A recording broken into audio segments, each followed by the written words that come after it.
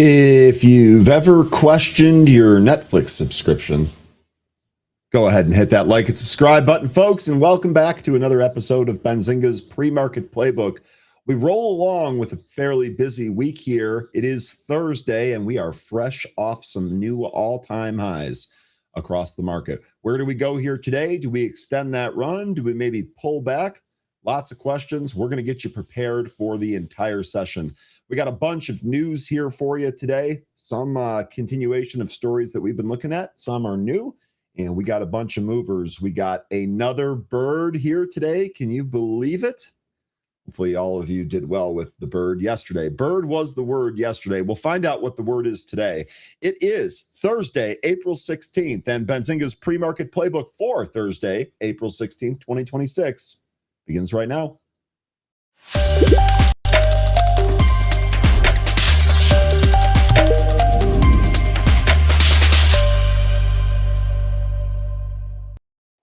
All right, welcome back, folks. I hope that you all had a wonderful rest of your Wednesday. And if you were watching the NBA play-in tournament, you probably had some fun last night, because I'll tell you what, those games were actually pretty good. Pretty good. We're back here for another Thursday, the penultimate day of the week, and we are no shortage of news on this day, and there's no shortage of movers. So we should have a fun day coming up. And of course, the day culminates with Netflix, which reports earnings later today. We had TSM report earnings here this morning. We've got Netflix here tonight. It's going to be a doozy, that's for sure. Great to see a whole bunch of returning faces here. Judge is first here this morning. Judge, I absolutely love it. Keep pumping that positivity into the universe. You are awesome. Thanks for joining us, and thanks for all of your support. Good morning. Big Hurt, good morning. I hit on WeShop, which is another one of our movers through VWAP, and MYSE, which is our new bird, perhaps. Brent starting off with some money here early. Love it, Brent. Get it in the morning. That is my motto as well. Derek, good morning. Welcome back. Francis, good morning. Welcome back.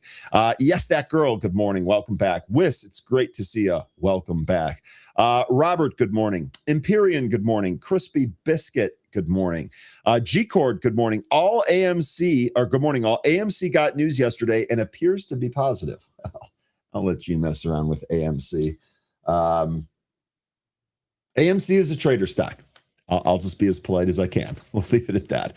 Astro Kev, good morning. Welcome back. Jane Smith, good morning. It's great to see you as always, Janie. Cad Monkey, good morning. Welcome back. Linda, good morning. Welcome back. Best Life, good morning. Good to see you again, Best Life. Producers locked in and ready to go. Rustam, good morning. Everyone's thoughts on Wolf. Guys, I know we talked about Wolf yesterday. Maybe give Rustam some thoughts on this. Rustam, we'll go over a chart later. Let me actually add this to the note sheet. Hopefully I don't forget, but that sometimes happens. Wolf chart looks like it's at a resistance area. That's how I'll summarize it, Rustam. So just be careful with that. That's been a pretty good winner, and it's been an active trader here this week.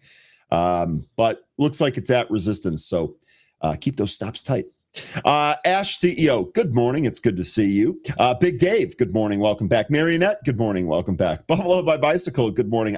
You know what's funny about your little comment there? I also say this in my head when the countdown music is going on. It's just one of those that just kind of gets catchy. It's catchy. What can I say? Good morning. Welcome back. Yassine, good morning. Welcome back. Bernhard, good morning. Welcome back. Peter, it's great to see you as always. HP Darkside Hemi, welcome back. Seahorse Trading, Durkis, and Brandy, good morning. Good to see all of you. Reaching Financial Freedom, good morning. Azrar, good morning. Cameron, good morning. Brian, good morning. It's good to see you. Just passing through, good morning. Rooster, good morning. Let's see, who else am I missing here? Ed Edwards, got paid on Hood. Nice move. Good morning. All right, Ed, let's go. Let's go. Hood was a really good trade yesterday, honestly. So was SMR. Robot to Trade, good morning. Rooster says SMR's popping again. So I know I just scalped it yesterday, but if you held it here, pretty good gains. We were talking about buying that in the 11 handle. It's 13 here this morning. Dara, good morning. I got a bio stock for you. Massive nonstop insider buying and zero selling. Vanny. Have we looked at Vanny before? That ticker rings a bell. Dara, I will add that to the list as well. Lie Atlas, good morning. Good to see you. Corey, good morning. Cam, good morning. I think we finally found where the Santarelli was hiding. It's here. Yeah, no kidding. 11 days in a row, new all-time highs. What an impressive rally we've had. I don't know if Santa's probably busy in April doing something else. I don't know if we can call it that, but it's I'll take it. Theme, good morning. Super Nintendo. What a good handle. Good morning. It's great to see you. Ryan, did you see the Live Nation news? Yes, and I have an update. That's one of the news stories that we're going to cover here today, Cam. And since you brought this up, I'd be curious to know, what do you think about the news? Like, is this a shot across the bow at Ticketmaster?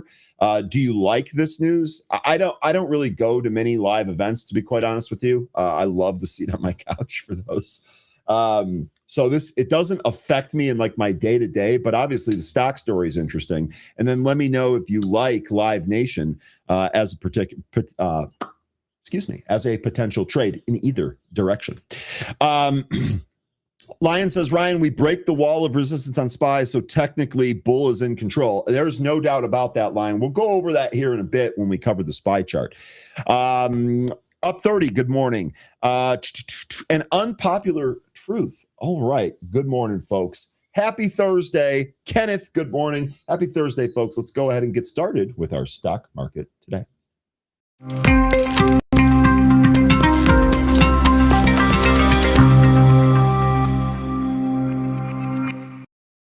All right, stock futures green ahead of Thursday's open here today. S&P futures up 0.11%. The Dow futures up 0.17%, and the NASDAQ leading the way higher at 0.19%. Now let's take a look at some cues from last session. Let me go ahead and get to the story here. I'm actually just going to start right here at the top, but let's start with some cues from last session. Wednesday saw Tesla and Broadcom lead the pack with a 4% gain. There were some other banking and tech stocks that also saw increases. Futures related to U.S. stocks ticked up in pre-market trading on Thursday after the benchmark S&P 500 and tech-heavy NASDAQ composite rose to fresh records in the previous session, as investors weighed signs of easing tensions between Washington and Tehran and awaited a fresh round of earnings and economic data. Sentiment was supported by growing hopes of a possible diplomatic breakthrough after President Trump said in an interview aired on Wednesday that the Iran conflict was, quote, very close to over, end quote, and that Tehran was eager to strike a deal. A White House official also told CNBC that a second round of U.S.-Iran talks was under discussion, though no date had yet been set. Investors are also watching earnings before the bell from Pepsi, ticker PEP, Travelers, ticker TRV, and Charles Schwab, ticker SCHW, beg your pardon, alongside weekly jobless claims and March industrial production data. Meanwhile, the 10-year Treasury bond yielded 4.283%, and the 2-year bond was at 3.755%. The CME Group's Fed Watch Tool projection show the market's pricing in a likelihood of 99.5% that the Federal Reserve leaves the current interest rates unchanged in the April meeting. Now, we've got several stocks in focus here for you today, and the first one is indeed going to be Taiwan Semiconductor.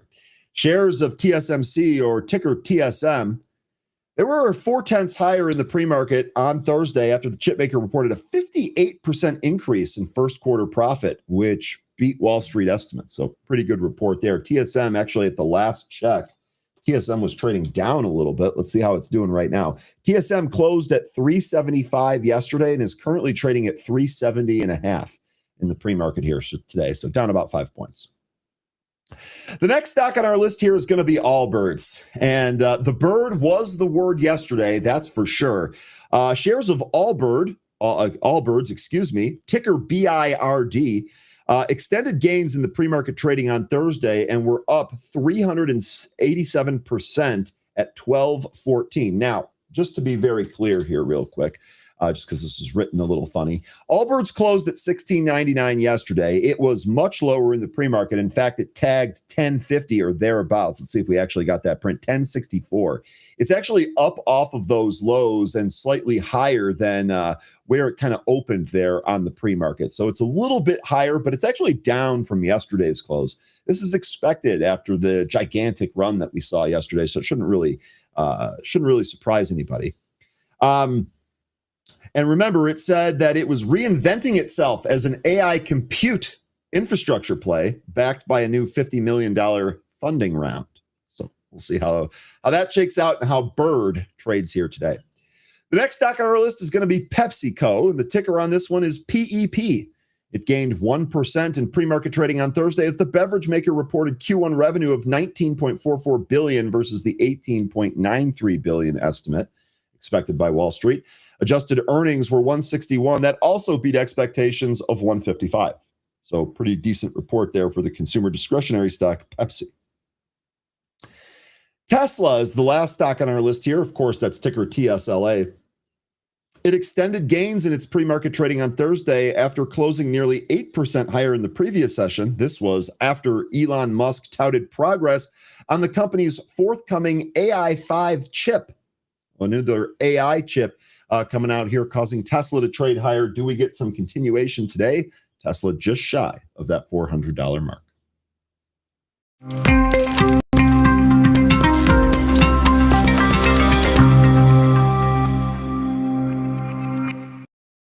All right, let's talk about that SPY now. Lion had said earlier that technically the bulls are in control, and that is 100% correct. Now, we've seen this control shift rather quickly. I mean, if we just rewind 2 weeks about, the bears were completely in control, and it seemed like there was a lot of negativity out there. The stock market kept trading down. We actually broke support levels, including the very sticky 200-day. And we broke a trend line.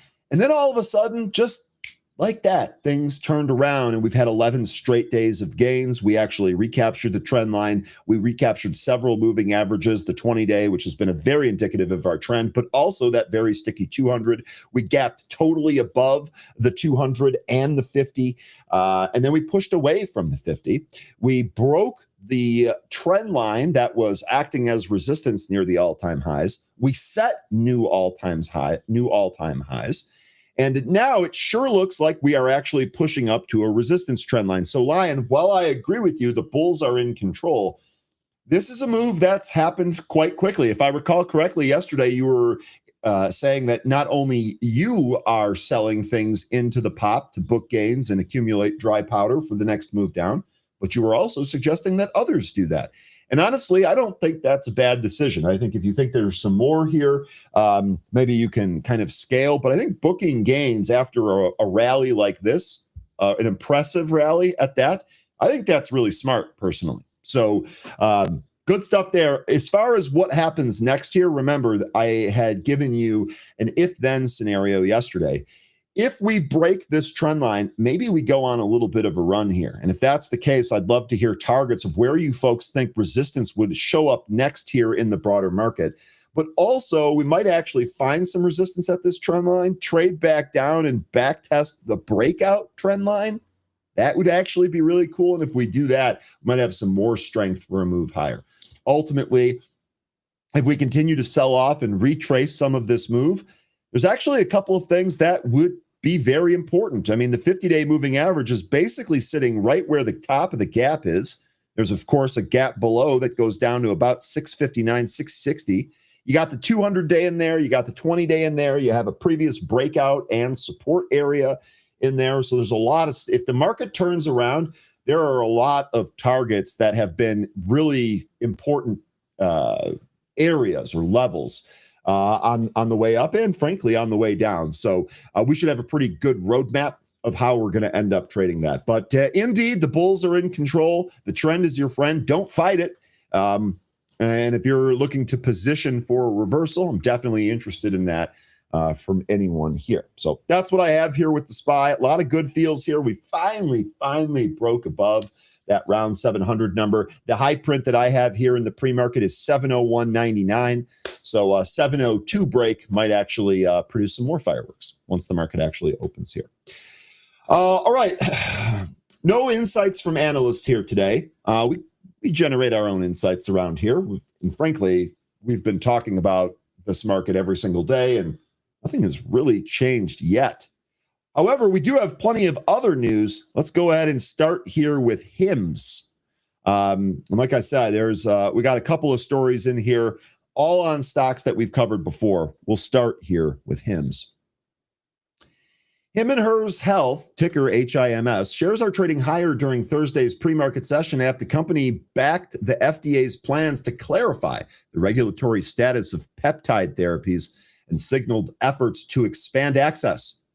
Health Secretary RFK Jr. indicated that the FDA will ease restrictions on peptide injections, marking a shift from earlier rules that had limited their use due to safety concerns and a lack of human testing. That was reported by Bloomberg.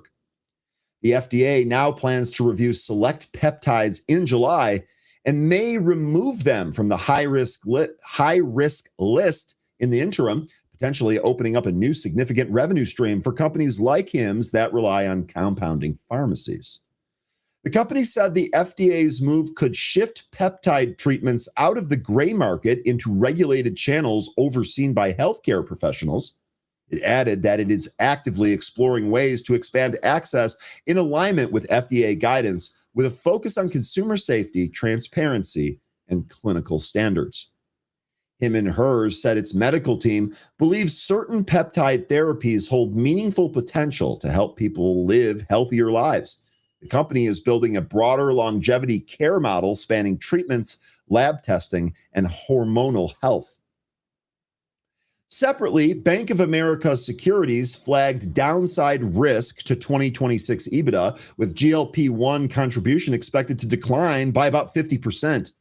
Analyst Alan Lutz maintained a neutral rating and cut the price target to 21 from 23. He cited margin pressure from a shift to branded GLP-1 treatments and a higher international revenue mix.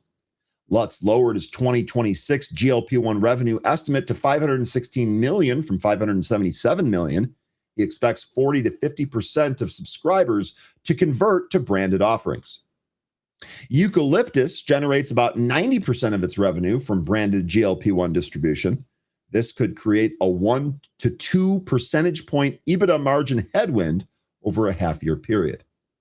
Now, the stock, I know we've traded this quite a bit. The stock trades 26.8% above its 20-day simple moving average. This signals short-term momentum. It remains 1.9% below its 100-day, indicating an ongoing struggle to reclaim the intermediate trend. Stock is down 9.87% over the past 12 months, reflecting a choppy, broader trend despite the recent rebound. It remains well below the 70.43 52-week high and above the 13.74 52-week low. This suggests the stock is still trading in the lower half of its one-year range. Now, a couple of other things to go over here with Hims. We got here key resistance 27.50, key support 20.5. That's right near the 20-day. You can skip the EPS estimates for right now. As far as analysts and what they think on this stock, that's actually moved this stock in the past. TD Cowen is at a hold. They lowered their target to $23. That was on March 27th. Leerink is at a market perform. They actually raised their target to 25. That was March 10th. And Barclays still overweight. They raised their target on March 11th to $29. So let me know if you're trading Hims. Lion here, thank you. You're already on top of this. I'm selling a put on Hims. Hims has big room to run higher. That's exactly what this is kind of outlining here. And perhaps now we have the way paved for this to move higher. I guess what we can do while we're doing this, since I don't have a guest here today, and we should have plenty of time to make it through all the news, we might as well take a look at some charts with that too. Here's where Hims is. This is actually pretty interesting, right? Because this, to me, actually looks like a fairly healthy move. First of all, it looks like we definitely put in a bottom here around $16. We continued to sell off. We got stock got absolutely pounded. We got an RSI down here at about 20. Then we traded sideways. And when we popped, we started to reclaim some of these moving averages. So we reclaimed the 20. That's great. 20 is actually curling up here. We also reclaimed the 50. And that 50 reclaim wasn't like a one-day event. Like we actually traded along the 50-day. Now it looks like finally we're starting to diverge from that. So perhaps now today we're going to have a test of that 100-day. I've got that at 26.88. We're currently at 26.30 here in the pre-market. So we're really not that far away. And then after that, we have the 500-day at 32.5. And right before that, right at about 30, not only that round number, but this was actually a previous kind of like a sideways range right around that round number. So I suspect that a move through the 100-day here would probably give us a resistance area from 30 to 32.5. Now, Lion, I'd be curious to know how much higher you think this can run and what kind of time frame you have on that. ultimately, I think a test of the 200-day is probably on deck if this continues to trade higher and the macro backdrop continues to be positive. I just don't know how long that will take. So HIMS here, I think it looks pretty decent in terms of the bottom being put in. Let me know what you think here. Richard is long on HIMS. Richard, do you have a target? Let me know. Stop talking dirty to me about peptides. Loves where we're headed there. Okay, well then maybe HIMS is a good trade for you. Dara saying HIMS to 50 and then shorting. Okay, now interestingly enough, here's that $50 level. This basically is like the midway of this back and forth kind of choppy area. If we look at the date range for that, that would be May of last year through October of last year. We basically chopped around this $50 area, so that would actually make sense, Dara, as far as a target. Good stuff on that. All right, let's talk about Netflix, folks. I got two stories here regarding Netflix, but they're basically one story. So we'll go through that. We'll take a look at the Netflix chart. And as a reminder, Netflix reports earnings here tonight. Netflix will release earnings for the first quarter after the closing bell today, Thursday, April 16th. And analysts expect the Los Gatos, California-based company to report quarterly earnings of 78 cents per share. That's up from 66 cents per share a year ago. The consensus estimate for Netflix quarterly revenue is $12.17 billion. It reported $10.54 billion last year, according to Benzinga Pro. The company has beaten analyst estimates for revenue in 9 of the last 10 quarters, including the most recently reported fourth quarter. So it is no stranger here to winning. Again, if we just take a look here at some of the analyst ratings here, Guggenheim had a buy rating price of 130. That was on April 14th. This analyst has an accuracy rate of 69%. One of the highest on this list here, actually the second highest on this list. We'll see if this ends up trading higher after the earnings print here today. Again, I still have another story to talk about on that. KeyBank has a overweight rating. Price target moved from 108 to 115 on April 14th. Okay, he's got an accuracy of 64%. Wedbush analyst Alicia Reese maintained an outperform. That price target went from 115 to 118. She has an accuracy rating of 55%. Rosenblatt analyst Barton Crockett, who we get comments from, we see him on CNBC too, if I'm not mistaken. He has a neutral rating. Price went from 95 to 96. Big price target raise there, LOL. He has an accuracy, though, of 65%. Not too shabby at all. Goldman Sachs analyst Eric Sheridan upgraded stock from neutral to buy and boosted the price target from 100 to 120 on April 6th this year. He has the highest accuracy rating at 75%. So Netflix here, let me just check and see exactly where the price is. Netflix here, 107 in the pre-market. We'll see if we can get above 110, maybe hit one of those 115 price targets when we get that. When we get the earnings, excuse me. Now, moving right along with Netflix, 13 and I, with you folks, have been discussing the content problem. And it looks like there might be something else going on here with Netflix. Now, Netflix cancellations, boycott buzz online. Now, remember, folks, I'm not a Redditor.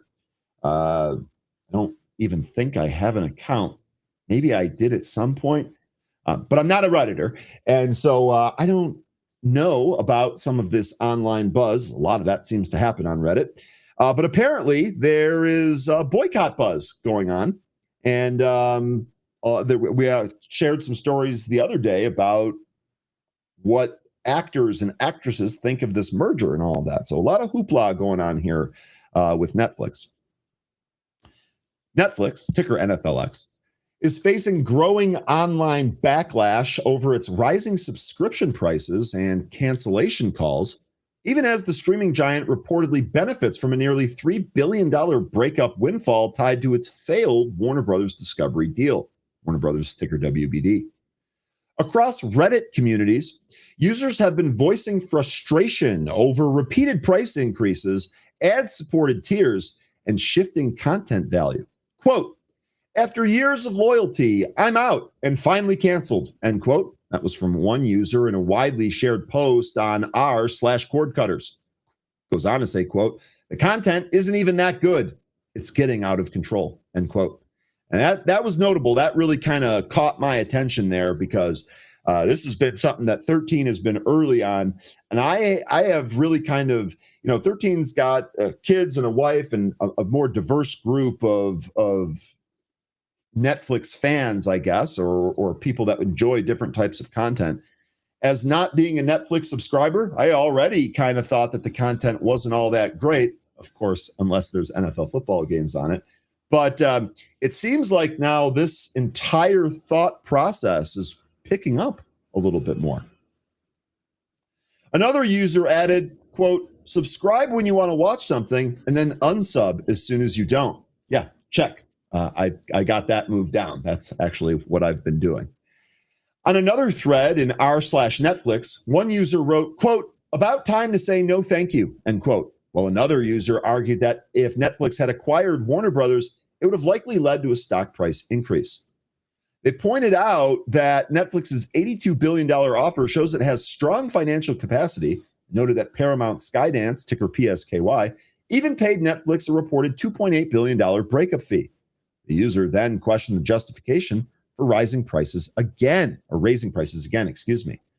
On X, users also shared their concerns. One person said they dislike how Netflix rolls out new content and rolls out small price hikes multiple times a year, making them seem minor, but actually they kind of add up in costs over time. Another user tagged Netflix, and I thought that this was kind of funny here. The other user here was Miss Sassbox, so pretty sweet handle there. Anyway, another user tagged at Netflix and asked what exactly customers are getting in return for yet another price hike in the past few months. They acknowledged the addition of podcasts and a few live sporting events, but said that the value feels increasingly excessive and not worth it. Netflix is also facing regulatory pressure abroad.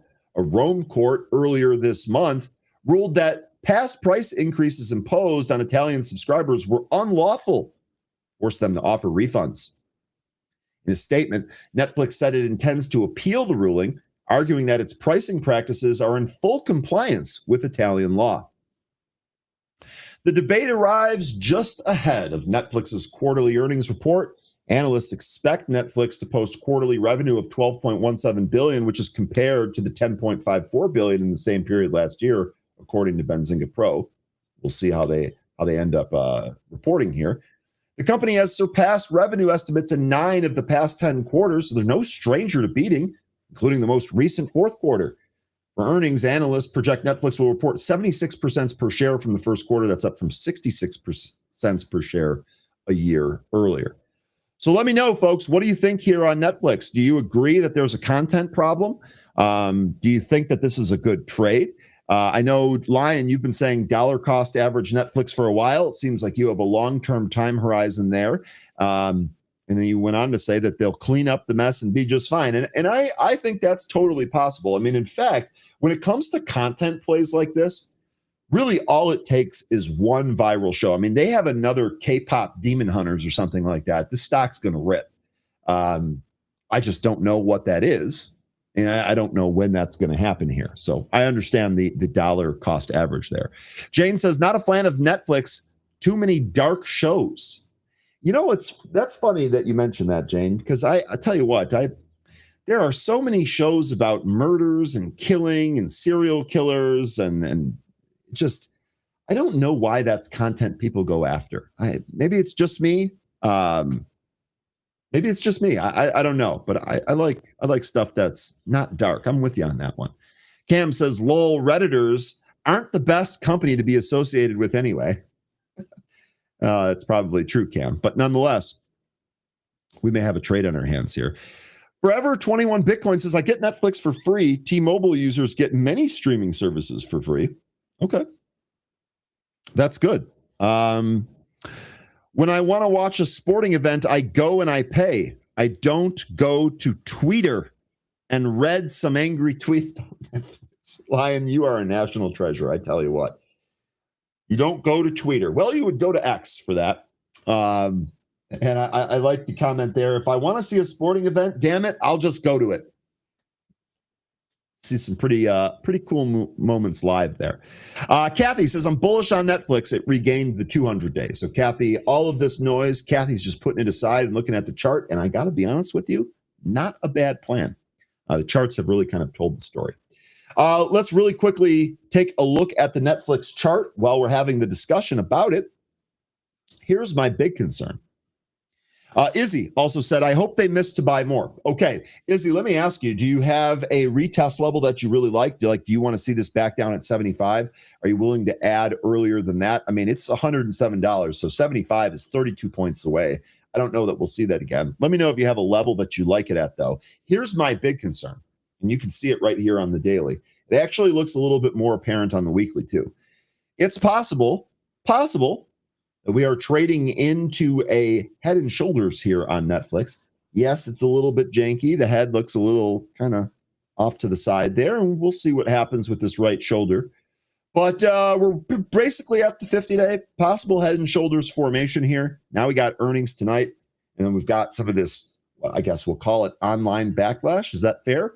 So we'll see here if this actually forms a right shoulder. If this rolls over, and we actually get a short setup here for Netflix, I'll be honest with you, wouldn't be surprised if this tested the 200-day. Now, it won't do it quickly. It might take a while to actually trade down there. And by the time we trade down there, the 200-week probably would not be $66. We take a look at the daily chart here. I think that we would probably find a couple of levels to bounce at first, namely the $75 level that I just asked Izzy about. But I also think we'd probably get a bounce here around 90. Now, didn't somebody else? Oh, Izzy, you had said under 90 is your buy. So I actually think that $90 area could be in play. So I would say the three levels that I'd be looking at here, and I don't know which ones are going to get hit, 90, 75, 66. Those, I think, represent probably the range of Netflix to the downside if it indeed goes that way. But we'll see. We'll see how this reports here today. Okay, let's get back to the story here. Cam, here we go. It's Live Nation time. Live Nation time. Ticketmaster and Live Nation has a legal monopoly over concert venues. That was from a jury here. Let's dive right into this. We'll take a look at the chart afterwards. A Manhattan federal jury on Wednesday found that Live Nation Entertainment, or ticker LYV, Lima Yankee Victor, and its subsidiary Ticketmaster maintained a harmful monopoly over major concert venues in the U.S. The verdict delivered a significant defeat for the live entertainment giant and could cost the company hundreds of millions of dollars. That's why this is a big deal. The jury determined Ticketmaster overcharged customers by $1.72 per ticket across 22 states. An additional penalty and court-ordered divestitures of venues, including amphitheaters, remains possible. The judge directed both sides to propose a schedule for the remedies phase by late next week, and that report was according to the Associated Press. In the lawsuit, states allege that Live Nation leveraged its sprawling empire of venue ownership, booking operations, and ticketing dominance to suppress competition, including by blocking venues from using rival ticket sellers. Attorney Jeffrey Kessler called the company a, quote, monopolistic bully, end quote, that inflated prices for consumers. According to trial evidence, Ticketmaster controls 86% of concert ticketing market and 73% when sports events are included. Live Nation countered that its market position reflected excellence, not anti-competitive conduct, and that artists and venues set their own prices. Quote, success is not against the antitrust laws, end quote. That came from defense attorney David Marriott, and that was reported per the AP. The trial surfaced damaging internal communications from a Live Nation executive who called customers, quote, so stupid, end quote, and boasted about, quote, robbing them blind, end quote. Yeah, not a good look. Just going to throw that out there. Probably not a good look. The case originated under the Biden administration's Justice Department, while the Trump administration settled federal crimes earlier during the trial without requiring a Live Nation Ticketmaster breakup. The majority of states rejected that deal as insufficient and pressed forward to the verdict. Live Nation shares fell more than 6% following that verdict, but they remain 9% higher on the year so far. Now, will that change? We will have to see. Competitors Vivid Seats, which is ticker SEAT on the NASDAQ, and StubHub Holdings, which is ticker STUB on the NYSE, saw their stocks climb on Wednesday and could stand to benefit if the court decides on a forced opening of Ticketmaster's exclusive venue contract. According to Benzinga Pro, Live Nation shares ended Wednesday's session down 6.29% at 155.82. Now, I'm curious, first of all, I definitely want to hear from the folks that are concert goers. Like, does all of this kind of ring true? Like, does it feel as if the concert going experience has been manipulated, for lack of a better word, for prices to be higher or so on and so forth? As I said, I don't go to many events, and the events I do go to are sporting events. In fact, when I was just in Detroit, me and a couple of coworkers used, I think, Game Time, one of these ticketing apps that allows you to get tickets near the start of the event. And we ended up having seats that were like right above the dugout in like the lower bowl area for like $38. I mean, it was just, I don't see this, but again, I think I'm probably in a vast minority of that. Of the people that use these different services. And it sounds to me like it doesn't really impact sports all that much. Unpopular Truth says it's unreal how expensive live shows are. So it definitely, and wasn't it, Unpopular Truth, I don't know how old you are, but I would imagine you've been going to these for a while. I know 20 years ago, I used to go to shows, 25 years ago, and it was like a different world. Like, good tickets were $50, right? Not 200 or 300 or something like that. That was before the Taylor Swift era, obviously. But in any case, let's take a look at LYV. Oh, I'm not sharing the chart. I'm sorry about that. Here's LYV. And so here's what we had yesterday. Now, a couple of things. First of all, just looking at the daily, if we go to a weekly, yeah, we might have something similar here. Maybe we have a left shoulder, head, right shoulder. We just had this catalyst that is sending Live Nation down. Let's go back to the daily chart here. Guess what we're approaching? Have to get the right tool there. Guess what we're approaching? The 200-day. We're basically sitting right at the 50-day here today. We'll see how it shakes out with the 50, but we're not far from that 200. And I would imagine that the next move down there is probably that 151 3/4, maybe 152. We'll see. This is what the chart looks like. How low do you think this can go? And conversely, do you like either waiting this out for a long? Do you like the StubHub play that we talked about? Maybe some of the other ones that are trading inversely to this. Let's take a look at Stub. I know this stock has been tough. I mean, look at the chart on this. Not great, but maybe we've kind of come into a bottom. Maybe we're curling. Maybe we're getting ready to take out that 50-day moving average. So I thought the story was interesting. I definitely wanted to get opinions from more people that maybe go to some of these live events more than I do. You have more of, I guess, a firsthand opinion that I'd like to kind of get the pulse of or the temperature of. But man, yeah, let me know. Lion here saying SeatGeek is not bad, but I prefer Vivid Seat. That was ticker SEAT, right? Vivid Seats, another really depressed chart. These are all kind of bottomed out. And Live Nation isn't, and now Live Nation's getting smacked down the wrist there with a ruler. So maybe some of these others that have been depressed are now the potential targets. Let me know. I have an original Van Halen ticket from 1979 that cost me $8. Yo, frame that thing. Frame that. I bet that concert was awesome. I bet the smell of hairspray. Oh, I bet that was an awesome concert, honestly. All right, let's keep moving here through some of the news. How are we doing on time? Oh, dude, we are absolutely golden right now. Here's a story. Richard here saying ticket prices are flat out ridiculous. Okay. Bird is pairing losses. Thank you, Kathy. I'm sure we're gonna be checking on Bird here today. Here's another story. This one is, I feel like this is somewhat rare. I feel like we don't often get consolidation in the alcohol spirits industry, but that's what's going on here. Jack Daniels maker Brown-Forman gets a $15 billion bid from Sazerac, disrupting the Pernod talks. Let's dive into this real quick.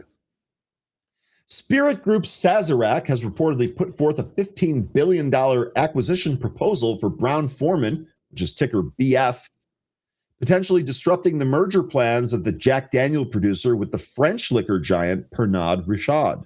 That is an OTC stock, PRNDY. Sazerac has proposed a conventional buyout offer of $32 per share. This contrasts with Pernod's potential share swap deal, which would allow the Brown family to maintain some control over the bourbon business they have managed since 1870. Reuters reported that on Thursday. Meanwhile, Pernod Ricard's chief financial officer, Helene de Tissot, they make good watches, by the way, just kidding, told analysts on a conference call that discussions with Brown-Forman are, quote, ongoing, end quote, adding that the company does not plan to provide further updates. Sazerac and Brown-Forman did not immediately respond to Benzinga's request for comments, but as per usual, I will update you as we get more on this story. Brown-Forman has long been viewed as a potential takeover target and has drawn interest before.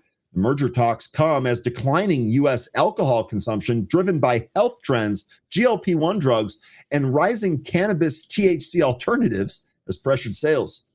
The potential $60 billion merger between Brown-Forman and Pernod Ricard signals a shift in the industry cycle and suggests that such consolidations are driven by necessity rather than growth, which indicates market pressure. Meanwhile, New Orleans-based Sazerac has steadily grown its portfolio over the years by acquiring smaller, underperforming liquor brands, which include Constellation Brands, ticker STZ, Svedka, and the niche label BuzzBalls. Morningstar analyst Christopher Inton told Reuters that a merger with Pernod would offer strong growth prospects for Brown-Forman than a deal with Sazerac, as it would help expand into high-growth markets like India and Latin America, where risky demand is rising. On the other hand, some M&A experts feel Sazerac's advantage is close ties with Brown-Forman through the Louisville bourbon industry, and a merger would strengthen their bargaining power with major U.S. distributors. So let me know. First of all, the decline, this is definitely a result. I completely agree with the article. I think this is definitely a result of the declining alcohol trends. I talk to people across multiple different age groups, younger and older, and without a doubt, alcohol consumption seems to be down across the board. Probably not a bad thing either. And what that means here is that some of these companies, you might see some merger and acquisition on this. What does it mean for the actual spirits themselves? Probably not a whole lot. I would imagine that wouldn't change. Maybe the price would change a little bit. But I would imagine the quality and the taste and everything would remain the same. I don't have any position on any of these stocks, but I'd be curious to know if any of you like this. What do you think about this? What would you do if Jack Daniels was bought out? What would you do? All right. Got another story here. Jensen Huang was on a podcast yesterday, and he made some news. He talked about we shouldn't be mean to China and all of that, but he made some more news here. He reveals that NVIDIA's unique all-in investment approach. And I thought this was fairly interesting, so I wanted to share this with you folks as well. Jensen Huang, the CEO of NVIDIA, ticker NVDA, stated that the company's investment approach is to back a wide array of tech firms rather than just a select few. While speaking on the Dwarkesh podcast, I'm not sure how it's pronounced, which aired on Wednesday, Huang clarified, quote, "There are so many great, amazing foundational model companies, and we try to invest in all of them. We don't pick winners. We need to support everyone," end quote. Huang cited two reasons for this strategy. First, he believes it's not NVIDIA's job to pick winners. Second, he referred to the company's own history as a guiding lesson. And I will say, I've heard him talk about this on another podcast. The history of NVIDIA is extremely interesting. There he tells a story about how NVIDIA almost didn't survive years and years ago, back when it was in the GPU business. So I appreciate the taking the lesson from his own business. We'll see where this ends up. And one of the reasons I thought this was interesting is because here he is. He's saying we need to support everyone. This likely means we're going to continue to see PRs about other companies partnering or working with NVIDIA that causes those stocks to pop. And he's telling you right here, they don't all need to work. He just needs to try. They're going to try more and stick with the winners. The CEO reminisced, that NVIDIA once was an unlikely survivor among 60D graphics companies and wasn't expected to succeed. Quote, NVIDIA would be at the top of the list to not make it, end quote. He recollected that the company's graphics architecture didn't seem promising back then. Quote, everyone would have counted us out. He goes on to say, and here we are. So I have enough humility to recognize that. I don't pick winners. On the surface, I actually really like this from Jensen. NVIDIA has invested widely across AI and related sectors with major stakes in firms like CoreWeave, ticker CRWV, Intel, ticker INTC, Synopsys, ticker SNPS, and Nokia, ticker NOK. The Jensen Huang-led company has also invested in startups like OpenAI, Anthropic, and Mistral AI. In March, Huang said NVIDIA's $30 billion OpenAI investment may be its last before the startup's IPO and ruled out a $100 billion deal, adding its $10 billion Anthropic investment is likely final too. NVIDIA has also made smaller investments in startups like driverless car startup Wave, data curation company Scale AI, and humanoid robotics startup Figure AI. However, earlier this month, NVIDIA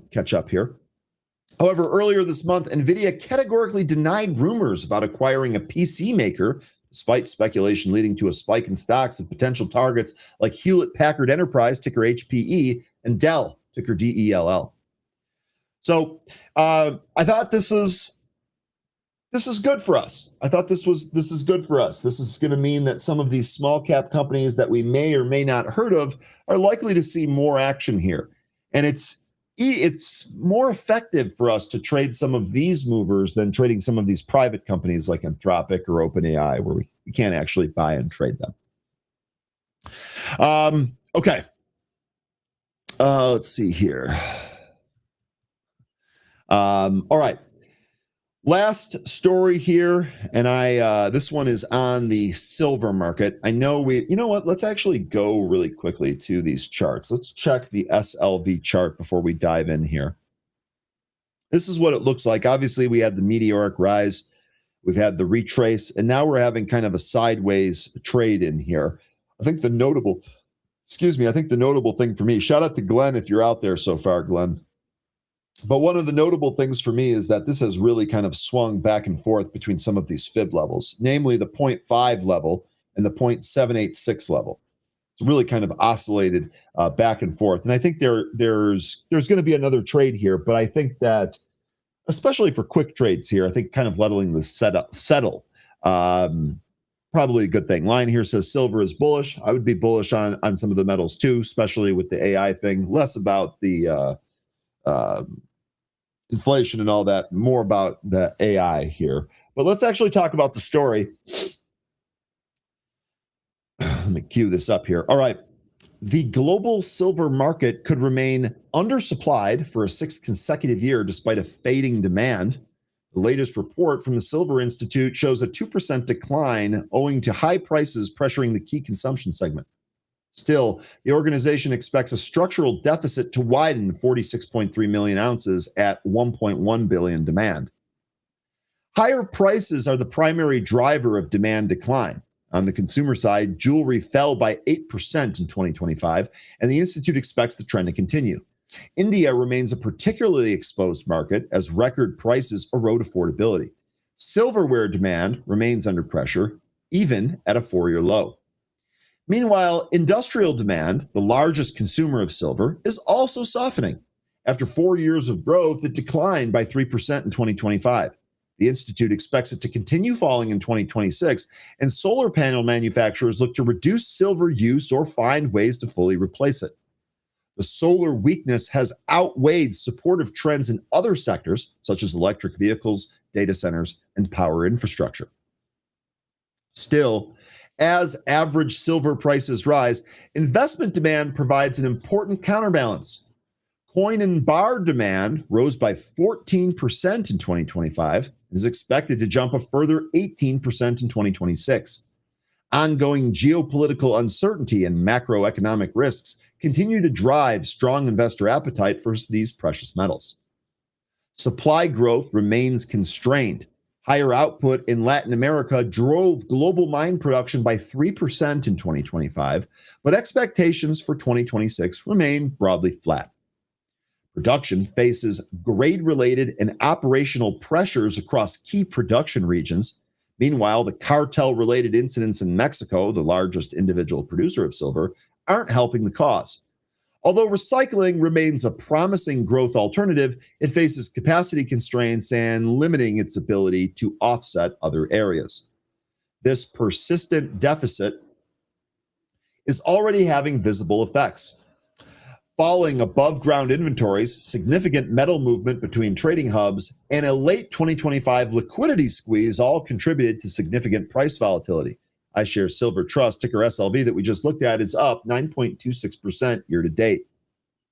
However, a recent JP Morgan report lists risks to demand. Quote, long term, the largest risks we see for silver come from more widespread adoption of silver-free technology, end quote. And that was Gregory Shearer, the bank's head of base and precious metal strategy, in his warning. He added that a recent price surge has likely already triggered a, quote, meaningful acceleration in substitution and thrifting trends, end quote, which could weigh on demand over time. However, Shearer noted that these structural changes will not happen overnight, meaning investment flows and market sentiment will remain the dominant drivers in the near term. So there you go, Lion. It sounds like demand for the actual metal is decreasing. But my suspicion here, data centers, AI, even if you throw in the demand for bars that we just talked about, all of that, I don't really think that's going to go away. I don't really think that's going to go away. And that's why I think that, kind of waiting for this to settle seems to be the right move. Lion also went on to say, I have been loading silver and copper. My goal is to own 5,000 ounces of silver and 100 ounces of gold and 10,000 pounds of copper. Okay. Okay. I've got to find out where you live, Lion. We might have to raid the lion's den. I'm kidding, of course. I'm kidding. Okay. We should have plenty of time for ticker time. We got 8 minutes until 13 shows up. I do have one street tweet to go over. Let's go ahead and do that right now.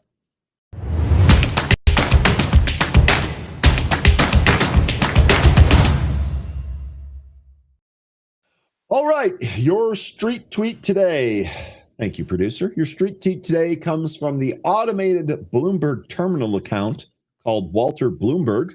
It's at DEITAONE. It's a great follow for anyone that doesn't do it. Europe has maybe 6 weeks of jet fuel left. That is from the IEA head, as quoted by the AP.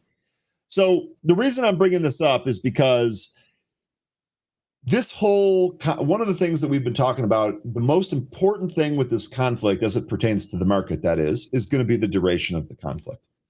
And we've started to see some talk about resolution that looks to be getting a little bit more footing. Hopefully that carries forward here. This underlying stat here tells me that, you know what, this is going to get resolved. This is going to get resolved. I mean, the other question I would have is how long before Europe starts buying Russian jet fuel? I guess that's one of the possible downsides here. But this whole thing here, I don't think this is all going to come to an end. I got a sneaking suspicion that this means that the whole thing is coming to the end here. Let's all hope that that's the case. Let's all hope that that is, in fact, the case. Okay, let's go back to the chart here. We can go ahead and do ticker time until 13 arrives. Let me catch up on some of the comments here. You guys are talking about ONFO. I'm guessing that's a mover. Yeah, $1.47 here. What is the stock doing? Okay, so it looks like it is moving pretty good here. This has got to be on news, right? $100 million equity financing deal with an institutional investor to accelerate the acquisition strategy. Did we get an AI drop in here? The company's AI strategy is centered on delivering high-margin managed AI services to new and existing clients by leveraging frontier AI models to provide enterprise-grade content, marketing, and data analytics. Okay, so we're getting another equity deal here. This is AI related. That's what's sending the stock 100% plus higher. I'm sure we will cover this in more depth in the mover section here, but ONFO, you can add another one to your list here for stocks that are moving on AI related news. Okay, this is good. Kathy, AA, thoughts on an earnings play with the aluminum shortage? All right, let's take a look at AA here. They are going to report after the market closes today. Kathy, I would imagine, wouldn't this behave similar to what we saw with the memory stocks, right? Like the demand for the high bandwidth memory is extraordinarily high. They can't possibly fill all of the orders. The price went up, margins went up, stock price went up. I would imagine the same is going to be true here for AA. Let me know what you think on that.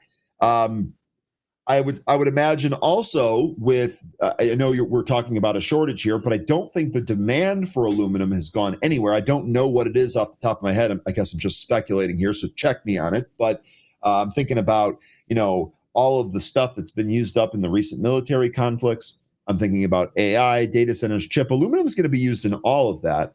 So I would imagine that this demand is going to continue, and I would imagine we would see a similar type move that we've seen in some of the memory stocks. Maybe not as drastic; those really went absolutely bonkers. But even just looking at the chart here, it's already been really strong. The one thing, and this is something that we just started to talk about yesterday. I'm going to start watching this a little bit more. I'm a little bit new to this indicator, but one of the things that you'll notice here is that I have the Chaikin money flow indicator added to my big daily chart. That's the green squiggly line here. And this was recommended by someone in Happy Hour yesterday. And I think I'm going to keep watching this. I'm not necessarily executing a trade off of this, but you can see that these big moves in price are often associated with institutional money flow into the stock. And when I look at Alcoa right now, I see that it's holding near all-time highs, but the money flow looks like it's kind of stopped. That makes me wonder how much more we actually have to go here. And then I pit that against the backdrop of what you were just saying about the shortage and all of the demand for all of this. I don't know where the top is here, but I would imagine that with the report today, they're probably going to put up a good number, and you're probably going to see some quality EPS and revenue numbers. I think they also revised their 2026 earnings estimates upward. That's exactly what the memory companies did. Remember, we got preliminary results, and we got some of those things, or some of their estimates revised. So to me, I don't want to say a carbon copy because I don't know that this is going to run like those memory stocks did, but judging by what we've already seen, judging by the backdrop here, I think this is going to be something similar. All right, that was really good. And you know what? We don't often look at Alcoa here, Kath. So I'm really happy that we're bringing up some other stuff as well. Crispy biscuit, indeed, but I'm not going to touch that one. Okay. Ryan says, I'd be happy to give you my address for my cabin in Tennessee because I don't keep anything over there but furniture. Lion's not going to let me rob his precious metals stockpile, it seems. That's okay. That is okay. Lion likes AA, says it's a great one. Then you also like the other your book that you're holding there. Okay. AA is up because people finally realized tinfoil hats are actually made from aluminum. Joe, man, you bring out the smiles every day, and for that we are very, very appreciative. As it's not only Joe, but Joe, you do a really good job with that. Speaking of Joe, let's start pre-market pulse and talk to 13.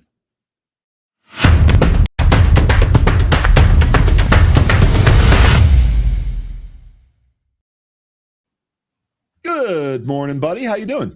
I'm doing pretty good, but since you are all talking about Alcoa, I thought I'd chime in here a little bit because my man. And we have talked about how. Good morning, everybody.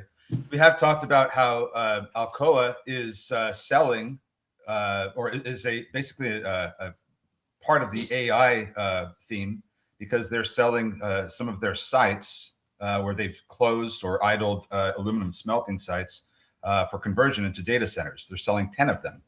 They're going to try to monetize all of them by 2030, with the first sales expected in the first half of 2026. So we may get some information on that, or we might have some news on some of the sales. Well, I wonder, 13. Kathy was saying here earlier they revised their 2026 earnings estimates upwards. I would think that the selling of those plants and recouping some of the money has to factor into that. So I would say we're probably already seeing that a little bit. Let's see. Do you have any expectations for the print today or no? I would, even if they're vague, like I expect them to put up a good number. That's my expectation. Yeah, I mean, like I think there's a question of, is this going to go up to 100 where we had the all-time highs back in 2022? And my answer would probably be maybe. If you look at the monthly RSI back then, we did extend beyond 80 a little bit, and we're not quite there. So I could see there being a possibility of this coming up to 100 on a good earnings print. But let me look at a smaller time frame here. At a golden cross on the weekly, so that's good. I mean, to me, it looks like it is going to go higher, especially if we're seeing increased demand for aluminum and there's a shortage. So I get the sense that this is going higher. That's exactly where I sit, 13. I'm 100% in agreement with you. Look, this thing's trading sideways. It's building a base. We've got an aluminum shortage now. It starts to trade higher. It flags a little bit. It starts to break higher. To me, this is probably going higher. And with all of the other news that we just talked about, I expect it to put up a good number. Will it be good enough for the market to reward it and bid it up? It's looking at up to $1 billion in the asset sales, and this is a company with a market cap of $18.5 billion. So it'll be significant for them. Yeah, no doubt. Okay, good stuff with AA. You want to hit those movers? Let's hit those movers. Let's hit them. All right. The first one here, I almost, let me see if I can get the shading back here fairly quickly. I hesitated to say this, but I think I'm just going to do it. 13. I think this is our next bird candidate for the day. Are you sure? It might be ONFO. Yeah, well, we got two, and now we've just talked about it. We actually just pivot to AI, right? What's that? The pivot to AI, right? Yep, and it's we just talked about that. Someone brought it up. Billy, the human chat scanner, brought it up right before you got on here, so that's actually really good timing. Anyway, first ticker here is MYSE. This is Mycium. Mm-hmm. Mycium shares are trading higher. The company announced it rebranded to Mycium AI. Yep, that's the news, folks. And we are up 250% on the back of that news. So very much like Bird, which is basically just becoming an AI company. Now we're getting the exact same thing. If I'm a CEO at one of these companies and I'm like, hey, look what just happened to our stock price. Hey, I own a lot of stock. Hey, I got an idea. Get Claude out, whip me up a PR here about how we're going to turn into an AI company and all the great things that we can do with AI. And let's have a party. I kid. But anyway, here's what I've got for you. Big trend line here. This could provide a target. And 13, normally I would say that, dude, this is a bonkers target. This is that. It's a crazy target. After what we saw yesterday, 13, I'm going to omit that completely. Here's our target. We'll see if we get there. I don't know if we're going to, but we'll see if we are. We've had a couple of impulse moves since the news came out. 2 in the after hours yesterday, another one here today. We've retraced, but we've held VWAP. So that is definitely a positive. You definitely want to watch the volume on this name. Volume is going to tell the story. If we start to get a volume flow in here, I could easily see this trading back up. I've got the 7+ is where the trend line is. Let's see when this actually moves. Let's take a quick look at the short interest on this name. 2.86% of the float shorted with 2.25 days to cover. It's on an average volume of 670,000 shares. We've done just shy of 100 million already on a stock that has a float of just shy of 4 million. So I don't think that there's any squeeze potential here. I think this is just mania, frankly. So 13, what do you think here? Ticker MYSE, Mary, Yankee, Sandy, Echo. Well, I don't think this news came with any announcement of a capital infusion of any kind. So I don't think there's much change there. And if you look at their balance sheet and their income statement, they don't have a lot of cash. They don't have any revenue. So I don't know that this is necessarily going to be the next bird here, but we can certainly try and trade this. It's only got 3.9 million shares in the, so it can get pushed around pretty easily, just like Bird did. For the support and resistance levels, I'm looking at the 475 area as support. We've been getting that this morning because in the after hours yesterday, you had this run up towards, I think it just briefly peaked over 5. but it came back down. But most of the closes of those candles happened underneath 5. And so I kind of mentioned the area, so it could be, you could lean on 480 if you want, or 465. But I think I'm just going with 475. It's a very psychologically satisfying number. So I'm just going to go with that. It also happens to be exactly where the VWAP is. Okay, perfect. So that's where I think we're going to want to see support. Maybe it goes down and uses the 65 EMA, which is just beneath that. But that's why I continue to say this area. For resistance, I think it's going to be 6. We don't have any closes over 6. We have several prints over there, but no closes. I think $6, because I have this level from the last time we looked at this. $6 was resistance, and I think the line was saying it may hit 8. To his point, I also have another line here above 6. If we do get that breakout at 745, so I think that we could climb up towards there. Not sure if we're going to hit 8 or not. We might, but if we do break over 6, I'd be looking at 745 as the next resistance area. Okay, float on this one, 3.98 million, Westcap. 3.98 million. Okay, I'm actually going to stay with this theme.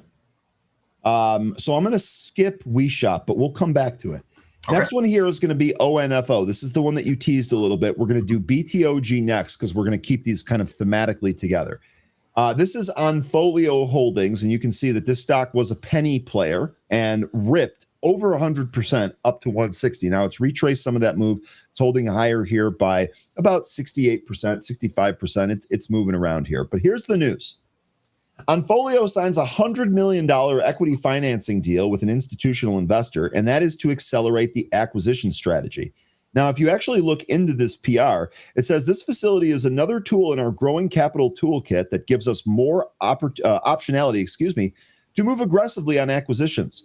Plug each one into the AI infrastructure we've built and continue compounding through both our operating business and our digital asset treasury. So remember those DAT plays that used to go too. We've got AI here, we've got DAT here, we've got a new PR here, and they actually have the financing activity that MYSE did not have. Let's take a quick peek at the short interest here. 1.78% of the float shorted with 1 day to cover. So I don't think there's any short squeeze potential here. The stock has a float of 4.6 million. So it's a little bit more than MYSE, but barely, not even a million shares more. Both of these are low float. Both of these can move. Stock here traded on average, trades 192,000 shares. Today it's done 55 million. 55 million. 13, what do you think here on ONFO? Yeah, and this is the thing that was kind of making me chuckle a little bit. It's here we go with another, institutional investor that goes unnamed. We had an institutional investor that delivered the 50 million in facility financing with Allbirds. So then that wasn't named either. But here we are with another institutional investor dropping, millions of dollars on a company to accelerate their strategies. This one also appears to have, I guess that was a wrong print. I thought this had some high short interest, but it doesn't. It does not. So the company does have some cash. It is almost profitable. And there's 4.6 million shares in the float. So we could see maybe some better price action out of this, but I don't know. Because here we are back down testing $1. And I think that if we hold above $1, then we're going to, once we open, we'll probably see a better set of price action. But right now, VWAP is going to be resistance. And if we manage to get through that, then we'll want to see what happens at 150. We do have prints over 150, but that looks to be the resistance area because we couldn't close over 150. And we started really selling off once we couldn't close in the 10 minutes that we were up there. Yeah, and I'll say, just looking at these two new ones here today, MYSE versus ONFO, the trading action in the pre-market here on MYSE is way more palatable than a big rip like this and a massive quick pullback. Now, I'm not saying that can't change, but something to watch here. All right, was that it? 13 good stuff. Yeah. All right, next one in the similar theme, BTOG. This is BTOG, Bit Origin. This popped up towards 7. It is retracing that move. It's actually retraced 3/4 of that move so far. Billy here is saying that it filled a small gap on the daily, but it's got some news here. So Bit Origin announces a strategic financing to explore expansion into AI computing and data center services. So as Wiss mentioned earlier, There's like 5 to 6 stocks with AI news this morning after yesterday. Yep, and here we go. This is exactly what's going on in BTOG. Stock is up by 55% and some change. 3.18% of the float short of 1.5 days to cover. That's some, but probably not much. And given the volume that these stocks are trading in, probably much ado about nothing. This stock, though, on average trades 88,000 shares, only done 6.3 million here today, only, LOL. Float on this one, 1.47 million. So this is actually the lowest float of some of these AI plays. Newer AI plays. We'll see if they get rolling here. 13, you have any thought here on BTOG? So that high that we put in there this morning, we almost hit 7. If you go to a daily chart and look to see where that went to, we almost came up to the support from April of 2025. So that's going to be the big resistance area for me today. Maybe we do get past that and try to push into the 8 handle. Wait, say that one more time. April 2025. Never mind. Yep, I got it. It's right here. This is the area that you were talking about. I was zoomed in on 2026. Try to back out so you can see like today and April 20. You just got to back out a little bit more. There you go. And let me also do this so it's a little bit easier to see. Here's what you're talking about. Good stuff, 13. Sorry. Yeah, so that move up this morning, the first impulse move, that took us right up to that whole resistance area, the very bottom of it, just beneath it. So I think that's going to be the resistance area. Should we climb back over 5? Because that also looks like that's going to be the current level to get over here on the 5-minute chart. But it is kind of setting up to try and go higher here. So if we can get that move through 5 and then hold above that into the open, we might see this climb up towards 7 again, maybe even 8. Okay, good stuff there. BTOG. All right, let's go back here to WeShop. I know Brent earlier was hitting this one. This is WeShop Holdings. Let's take a look at the intra-day chart here. You can see we actually had a pretty good formation here and then a breakthrough 20 on that volume pop. That breakthrough 20 in the pre-market took us to 42. What a move. Now we've retraced 50% of that. We are still holding higher than VWAP, but sure looks like the recent trading action here is this is going to roll lower. We'll see what we got on this. Tuesday after hours, they reported earnings.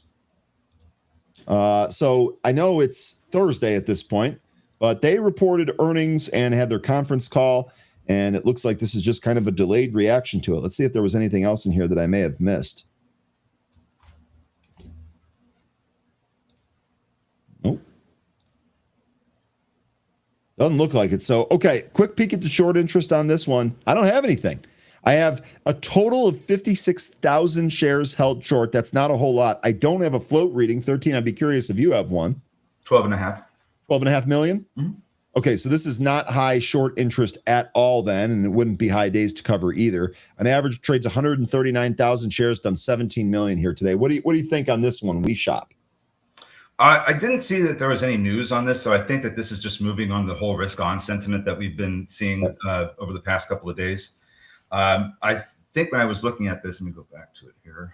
I was looking at WeShop as being, VWAP as being support. There's also a trend line here. I'm sure you see it. If you use the 2 peaks from before we had the breakout, that looks like that could also be a support area, because if you draw the trend line and draw it through all the price action we've had, you can see that when we broke out, we ended up back testing that, and then we launched higher up to 42.54. So as we come back down, if we happen to lose VWAP, I'd be looking at this trend line to provide support. Maybe it does and helps turn it around, but this looks like a support level to me. So if we do happen to go underneath VWAP and it looks like we're headed towards the 65 EMA, I would want to see this particular trend line kick in for support. Now, remember, this is WeShop. This thing is traded all over the place before. It's very illiquid, very spready. So it could just absolutely just shoot right down to like 15 and then try to recapture VWAP. So just be very careful with this one. It's one of those real big junker names. Yeah. Okay, good stuff though. WeShop, ticker WSHP. All right, another one here is going to be Mamo, and this is Massimo. This popped in the after hours yesterday above 220, retraced almost the entire move. It looks like it's trying to curl here today. We'll see if it has the strength to do that. It is up 19% from yesterday. Now, yesterday morning, they entered into a strategic collaboration agreement with Shenzhen Abo Robotics to support its expansion into intelligent commercial automation, robotic service systems, and AI-enabled equipment upgrades. We had this news early this morning, though, or excuse me, early yesterday morning. So it just kind of seems like a delayed reaction here. If we look at the short interest on this, nothing. 1.17%, 1 day to cover. Stock has a float of 9.32 million. Trades 1 million on average, done 13 million today. 13, do you have anything here for MAMO, M-A-M-O? It looks like VWAP, as far as I can tell, is the big resistance area here this morning. We've, since the pre-market opened, there was one move that took us up to like a little bit past 155. And then we came back down, lost VWAP, and we haven't really been able to recapture it since. We have got one close above it since then. The very next candle was right back beneath it, and we just continue to go lower. So I'm losing a lot of EMAs in the process. So that's, I think the VWAP is going to be a big resistance level now. There's other EMAs in the way, like the 200, which it's dealing with right now, and the 65, which it also has to recapture around 120, 125. But even if it does recapture both of those, the big question is going to be, can it get back above VWAP, which has been suppressing the price all morning. Yeah, no question. So, okay, that gives us something to look for. Good stuff on WAMO. All right, now there are a couple of others on here. I guess we could talk about SLDP, EVTL, WNW. AEHR, I know thinking about it is looking at it like, hey, oh man, hey, you had better talk about this after all the talking that I've done about this. Thinking about it, I got to know, what island are you looking to buy soon? And can I get an invite, please? AEHR Test Systems shares are trading higher after the company announced it received a $41 million follow-on production order from its lead hyperscale customer for package-level burn-in of custom AI processor ASICs. So AEHR, another huge move here. This thing was 73.22 yesterday, traded all the way up to 89. Now it's come back and lost VWAP. So in fact, I think we probably, let me take a look at this.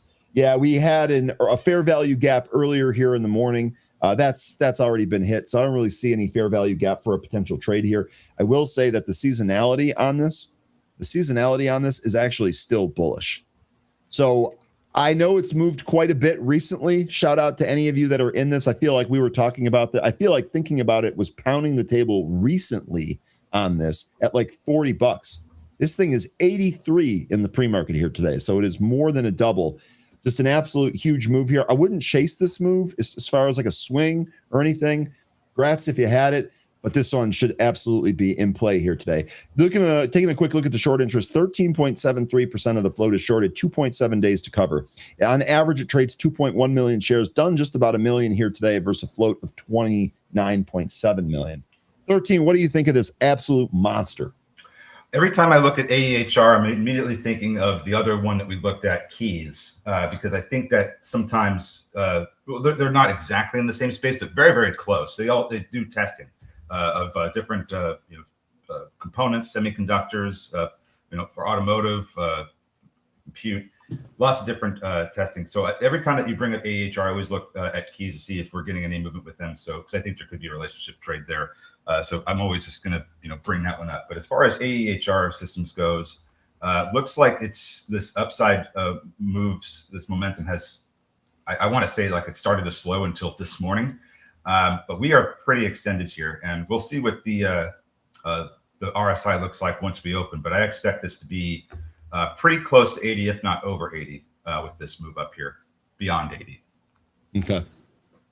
Okay. 83.13 in the pre-market. We'll see where it goes. All right. Were there any others on the list that you wanted to cover, like this EVTL or SLDP? I was just going to bring up how there was a Booster 19 test fire yesterday with yes. And so that might give some of these names a lift, like Vela 3D, since a lot of their components in those new version 3 rockets engines, which first time we've had all 33 of them together in test fire, that was a fantastic little show there. But anyway, there was also news that from Voyager. I think that popped earlier this morning. That Voyager news. Voyager Technology shares are trading higher after the company announced it signed an order with NASA for the 7th private astronaut mission to the International Space Station. Yeah. So anyway, I think with that test fire, that kind of starts the clock for a countdown towards the next test flight. It should be around 2 weeks from now, which is in line with their May target that they that Elon had mentioned. It said 4 to 6 weeks at the beginning of this month, so that's going to be 4 to 6 weeks by the time those 2 weeks happen. So that's what I'm expecting now. We should see a launch in the very early part of May. I think that's going to help give some of these space names a lift. And then we also have the IPO, which is coming out the next month. So yep, lots of ramping up here with the excitement over space. Yeah, no doubt. And really quickly, let me just tie this to one of the comments earlier. It came by, so I'm not sure. Maybe you have 13 just because you're the Space Master. There you go. New title for 13, Space Master 13. I like that. Thoughts on Voyager, which you just gave, and ASTS heading into the launch. I know it was delayed, but maybe it's setting up for a pop. So maybe you want to take a look here at ASTS real quick. ASTS's launch or Starship's launch? Because if ASTS has a launch coming up, I haven't been following that. Assume it's going to be to put more of their satellites into orbit. Let's see, the thing that when it comes to 13, I'm gonna step away here real quick. I'll be right back. The thing when it comes to ASTS, and I know that there's disagreement with regarding this. I feel like their revenue that they say that they're going to be getting needs to start showing up. And I think we did get some of that in the last quarter because we had a big jump in revenue, but it's still not enough. I think we need to start seeing quarters with them delivering up to or maybe even over 100 million, which would be close to double that they did last quarter. So they do have a lot of licenses, as been pointed out to me in the past, but we really need to see that revenue come through. And that's one of the reasons why I think there could be some limited upside until we start seeing that, because now's the time. We could see this maybe climb up to 120. I think that's where we're going to probably see some more resistance. We have been having a hard time getting above 100 and staying above it. So I don't have a whole lot more to add on to that because, like I said, I haven't been following when they have their next launch to put more satellites in orbit. I've mostly been on what's happening with SpaceX because I think that's the real big factor here when it comes to space industrialization, the amount of capacity that we can send into orbit with that. So looking forward to this Flight 12 launch, which hopefully is taking place in May now. So we have, GLW. You guys know how great that one's been. Astronaut 13. How about Space Cadet? I've been called that too before. Time to put on AEHR. That's up to you. This thing's very extended. It could still go higher, but we do get it to a point sometimes with these names where they extend so far that sometimes all there is to do is just take your profit off the table and or sell it. So we should see some mean reversion, but we could still see AEHR go much higher. 13. And did you do the levels for HIMS? No, I did not. Okay, so we had a request here for HIMS. HIMS also had some news. I don't know if you went through this. It's trading higher after Health Secretary Robert F. Kennedy recently announced that the U.S. drug regulators will loosen peptide injection regulations. Bank of America raised their price target from 21 to 25. So that's funny. $25 is a level that I've had marked off here for a while. If you draw 25, there you go, and you'll see just how much this particular level go all the way back to 2021. This is just phenomenal. So every time that the only time we've been up to above $25 was in the end of 2024 to the beginning of 2026. We haven't, and we're trying to, and now we're looks like we're back above that now, seeing as how we're trading 26, yeah. Yeah. So we would need to hold above 25. And if we get that and we are able to hold above 25, I think the next level we're going to want to watch for is 34. So, but yeah, if you just go all the way back to 2021 and see, because that's where this stock initially took off. It ran up to 25, went slightly past it, and then came back down. And then for years, we didn't hit that level until the middle of 2024 and finally broke through it at the end of 2024. So I've got 2023 as the as far back as I go here. Yeah. So anyway, 2020 in February of 2021, when that whole SPAC craze was happening, we had Rocket, taking off. Silver was at a squeeze. It was all those fun things. I think GameStop and AMC were also going crazy, or had been. 25 is where we went up to, and that's if we can hold above that, that's going to be a strong support. So $25, that's the level I've got that we need to hold above. Okay.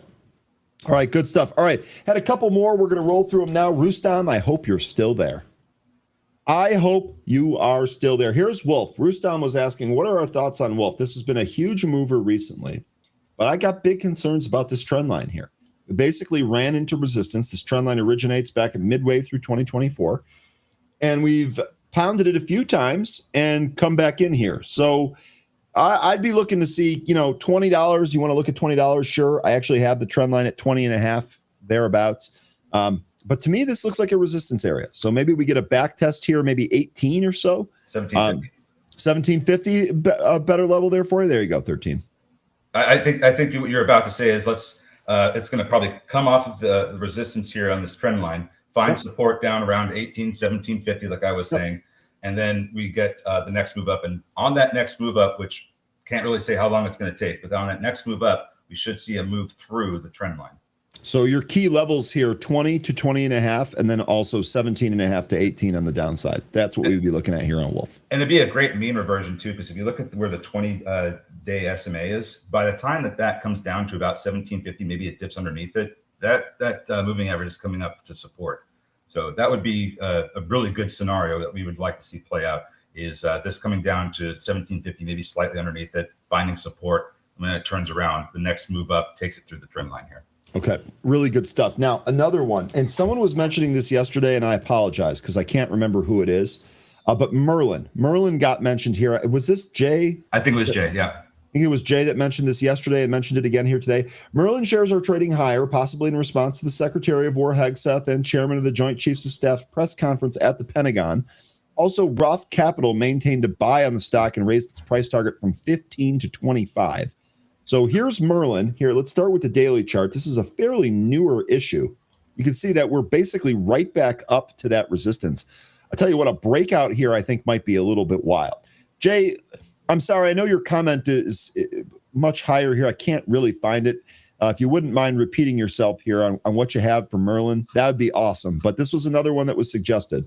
Let's see what we have here. Yeah, no short interest reading yet. Go ahead, 13. Go ahead.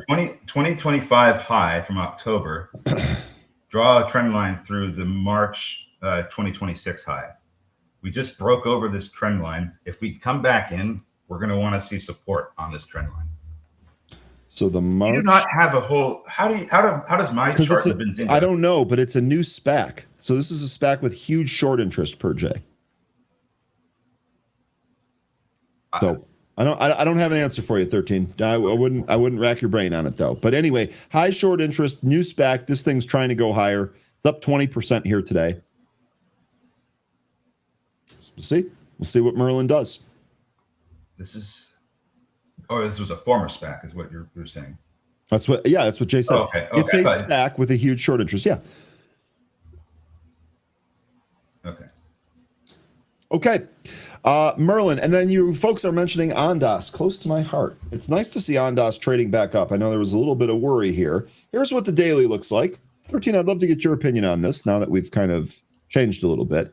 For me, it's great that we're above the 50. Great that we're above the round number 10. For me, the next spot that I have here is 11. 11-ish. And that's going to be the trend line recapture. This trend line, I believe, originated back here November 6th of last year.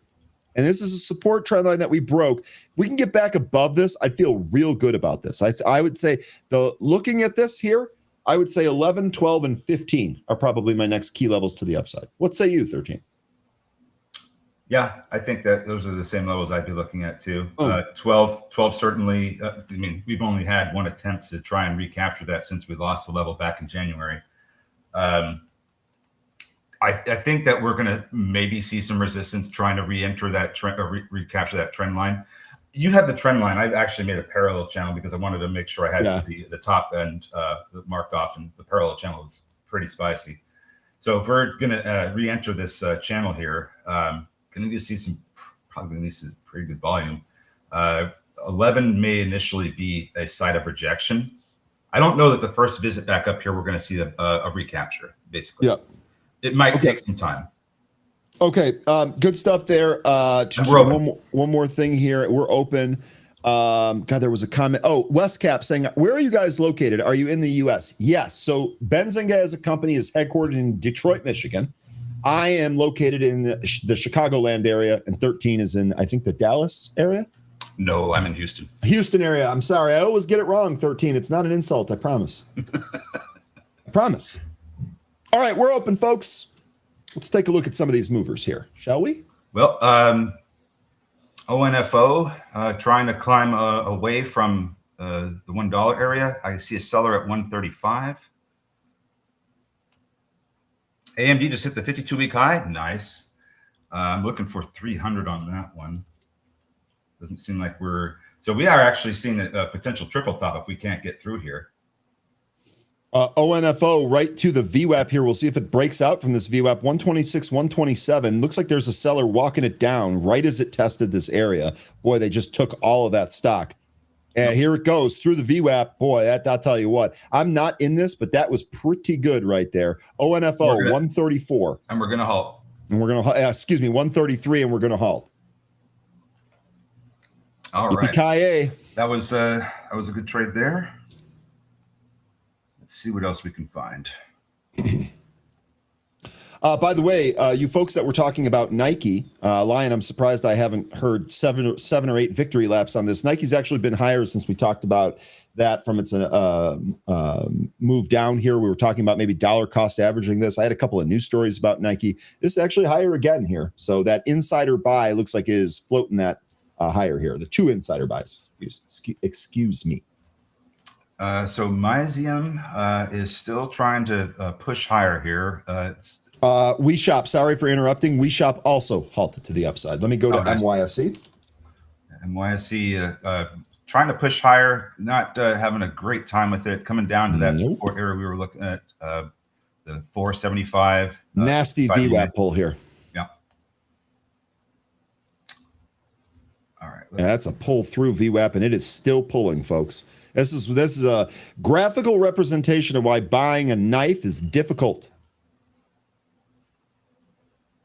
Oh yeah, absolutely, G-Man. Rocket Lab. I think this is going to be in the hundreds again. 110 is my target. Oh my God! Beyond Meat is on the scanner, up 7%. Still a ways away from its $30 price target that we had floated out here in the chat not long ago. LOL. The only way it's getting to $30 is if it reverse splits.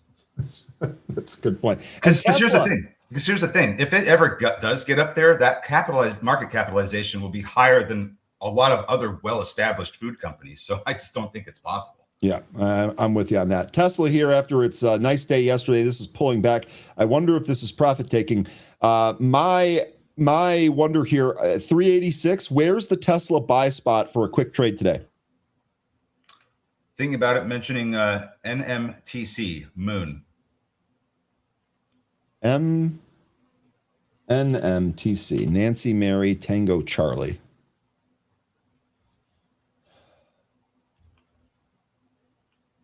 What is this? That sounds like a brain biotech. Yeah, but it says it's down 8.56%, but it's not.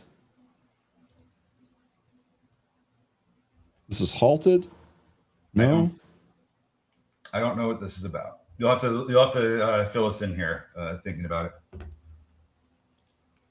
All right, so Myzium went down to the 65 EMA, is catching some support from there, trying to turn around and it's back above 475 for now. So we are getting some of that support from the area I was pointing out earlier.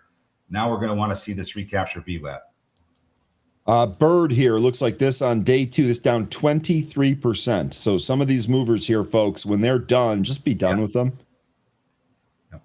Market is trying to bounce off VWAP. SPY trying to bounce off VWAP here. Here's Bird. We're beneath the VWAP.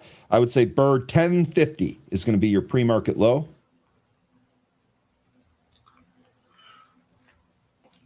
SMDK out of the gate is Billy. All right. Rocket Lab also on the scanner here. SMDK also on the scanner, like you guys are talking about. BTOG continuing to pull. Great job, Chris, on the Apple short. Hello, friend. I never got your Vikings analysis yesterday. Maybe you gave it to me and I just didn't see it. Shouldn't be too much longer before we see an unhalt in ONFO. AMD spiking 4.3% here. Bernstein maintains a market perform and raises the price target to 265. We're above that. AMD anchors France's AI strategy with an exascale supercomputer partnership. Wow. See how NVIDIA is reacting to this. Interesting. NVIDIA down 1%, AMD up 4.5%. Yeah. I was watching some videos about that Terafab facility that was proposed, and that could be a big driver for the AI theme for years. You've got to understand what has to go into making this possible. And I don't think this is necessarily meant to be a big competitor with TSMC. I think this is just more about Elon Musk wanting to secure a chip supply chain for himself. Yeah, that makes sense. They're also not making just chips for use on Earth. ONFO is open again. They want to make chips for space-based applications, which is a whole different animal. It's not the same. You can't really use the same kind of packaging for chips here on Earth that you would need for space. Lots of harsh environments, radiation. So that the Terafab is going to really produce a lot of chips for space use. And that might be a little bit of an easier process because I don't think they're going to try. Okay, so ONFO is going to halt again to the upside.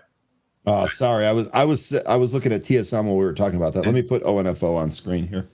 And that means that they're not going to be necessarily competing on the 2 nanometer or lower or a smaller scale. They might go back a couple processes in order to ensure that the chips they're making for space are more reliable. Reliability is way more important in space than performance. So I think that's what you're going to be seeing out of the Terafab is they may go back a process or two when it comes to space based chips or chips made for space. But it's because they want to ensure that they are producing a reliable chipset, not just the highest performing ones. Okay. ONFO here. I think you might have been right on this one being the next one. MYSE has been straight down so far. Maybe it finds some support around 4. Looks like it's trying to hold that so far. I would be very careful with MYSE. ONFO, however, this is really starting to rip here. We'll see what happens. This was halted at 9:37. So we're looking at a 9:42 resumption time. Good morning, Dead AI. Yep. Good morning, Dead. And I know that some other folks were saying good morning to me. I think Judge said hi. Everybody that said hi to me that I missed you, I'm sorry, but good morning. And Judge was first here today. Judge I don't know if you track any of that, but Judge was first. SMR looking good. That was one from yesterday. That was actually a pretty decent scalp yesterday, although I was out too early from that. SMR looking good. It's coming back in. Gave everything back. Still higher than when we traded it yesterday, though. It was right around $11. One name that's not having too bad of a day because it's been on a big run for the past few days. Rigetti is trading lower, coming back down towards the $18 handle where there should be some support, but that's also giving a trade to RGTZ. I don't think that the time to go heavy into RGTZ is quite yet. I'm waiting for 2250. What? You're waiting for 2250 on Rigetti, if I'm not mistaken. 2150. 2150. Excuse me. You're right. It's so I want to see this climb above 20 and get closer. It actually hit 2150. I think that's going to be the stronger resistance. If we get that, I think that's the better time to go long on RGTZ. But we'll see what happens here today. I want to see that support in Rigetti hold at 18. Mark says, I just made 2,100 on WeShop. That's nice. Going to be a register ring. Mark's done for the day. Mark, go play some golf. Do something. That is awesome for you to be done this early in the morning. Yeah. And let's see, we went let's see, we opened at around 24.17, and now it's up at 32.69. I mean, that's a really good move there, and that's the second halt that I think this is in. So we shop in ONFO. The two halters today doing pretty good. And by the way, that MYSE so far is holding 4. Doesn't look strong yet, but it's holding 4. It's beneath VWAP, so we'll see what happens there. Selena, good morning, Selena. It's great to see you. You're asking about Corning, which is ticker GLW. Here's what oops, that was CLW. Let me get the right stack up here, Selena. G-Man's making me laugh. I'm right there with you when it comes to Rocket Lab. We're going to probably, be in different things aside from Rocket Lab. I'm not in Lunar or Asida space. I like Redwire and Bello 3D Systems, but I'm your co-pilot here with Rocket Lab. We're going to get launched to get it, my man. GLW 13. I'd be curious to know what you think about this spot, but actually this is the top of the initial impulse move that we saw back in, what was that, February? Yep. So this could be a particular spot here, maybe 160-ish, the round number. But this to me smacks of a healthy pullback. Yeah, I think that if we don't start to turn around and recover from here, I think the better spot's going to be 150. That would result in a gap fill from the gap that was created from the 7th of April to the 8th. That also bring us down to the 20-day SMA. So we have that mean reversion. And that's all if we don't get the support from, the highs that we were putting in February. We're getting that right now. But if we do happen to, let's say, fall beneath, 158, then I would be looking at a gap fill to the downside that takes us just maybe under 150, and then we start turning back up. So that's a possible scenario that I would see here with Corning. And this thing has been on a tremendous run. So it's probably not finished, but it does need to pull back here. So and Lion's saying the same thing. It's extended. So I actually really like this area that you were just talking about, 13. This gap fill down and a hold would be really crispy for a new long. So I don't necessarily think that this is done, but this thing has been just doing so phenomenally that it really should cool off, and I'd be looking at just under 150 for a support. Okay, Mamo. So it looks like this is holding the pre-market lows and trying to trade higher here. Trying to recapture. Well, this is the one that was having a hard time with VWAP. We didn't quite get back up there yet, but we got close. I think that I don't know what you have for VWAP, but I've got 127. I've got 131. Okay, this is VWAP. But either way, I think I think they're going to both our VWAPs could come into play here. But I think the big takeaway here is we need to recapture VWAP. Haven't had that happen yet. And also Jay here saying regarding GLW, let them come in. And I think what you mean by them is some of the other optic names like Light, CN, AAOI, and VIAV, the ones that Kathy mentioned. And then we just need to wait for ONFO and we shop to halt and see. Kenneth is saying that ONFO is going to be a 10-minute halt this time. Oh yeah, it's going to be longer than the last one we got. So 10-minute, 15-minute. I would expect it to be longer than the 5-minute halt we got last time. So, by the way, look at CAR. That went up to 420 and immediately yanked into a downside halt at 389. 31-point reversal into a downside halt. Oh my God. Joe saying that Microsoft does not want to sell off like other tech, poised to rip higher soon. I mean, WeShop is open, $32 thereabouts. The calls that we were seeing with Microsoft, I think was the biggest indication that this is going to continue to climb higher. There might be some back and forth on the way up, but we just moved through a big area of resistance with 400. I would think that there could be some back testing of some of these trend lines that I have. Maybe the 410 to 412 area we get a back test, but I'm thinking that this is still going to climb up over 450 in the near future. CAR is way overvalued. This CAR is not one to buy. This was a short squeeze. CAR was a short squeeze. Yeah. Look at the RSI on this thing on the daily. It's still over 86, almost 87. So I think this is going to need some, time to cool off, and this would probably be better to put, play with puts or short than to go long at this stage, I would say. But you make that decision for yourselves. This thing is already squeezed the hell out of shorts. That's your risk to take. We shop halted to the downside, by the way. Yep. After we got a little pop right up to just slightly over 35, it looks like.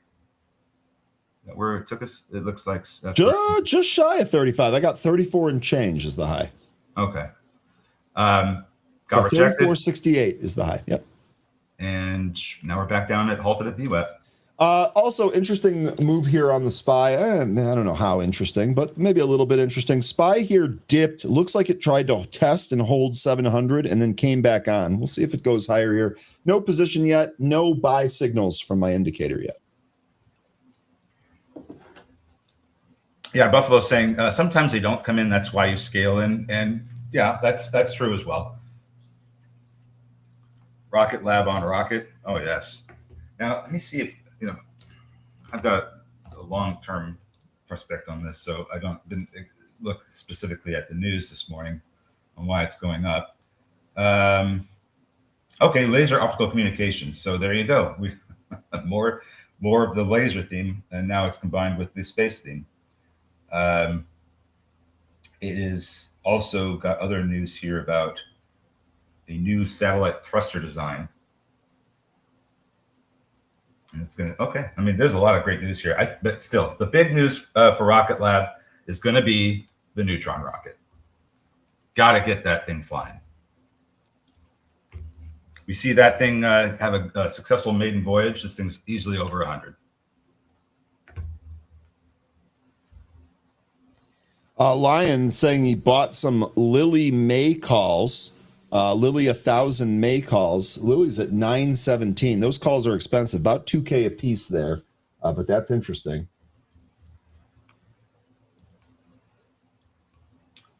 Yeah, 1895 ask 1650 by 1895 on those Lily May 1000s.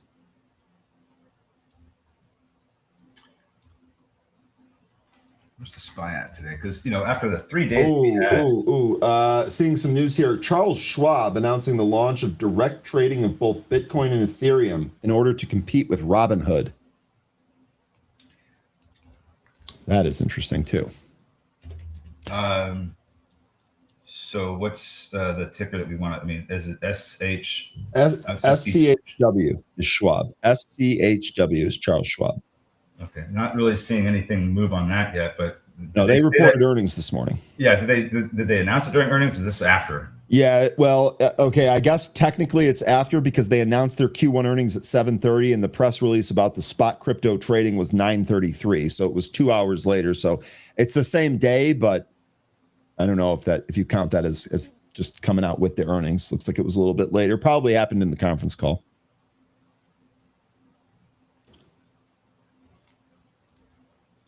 Charles Schwab down 3.7%. Just trying to see if there's a play there of some kind.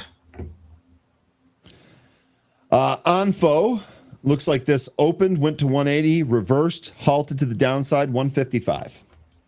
Okay. And actually, Brent, you're correct. That went to 181, not 180. Cam says, haha, Schwab finally gave in. That's my read through on it too. Robinhood forced their hand on that. Jay, I posted yesterday in the happy hour chat about how IRDM was a 2x in a month. If you look at where the price was, and I think it was like the middle of February, and you look at what the price was yesterday, it has doubled in a month. Absolutely phenomenal. And it's one of the only space names that pays a dividend. So look at this move. Jay's right about no pain. I mean, man, oh man. Yeah, this is one of the more awesome names here. But I think at this stage, it's pretty extended. We might see a 40 print, but then I'd be like, okay, this thing's got to come in. We're at an 82 RSI right now on the daily. So very extended, not something I think anybody wants to buy now. Wait for this to cool off here. Support areas that to my eye would be 36 and 32, maybe 33, but that's what I'd be looking at here with IRDM. But yeah, absolutely phenomenal move here. Golden Cross last month.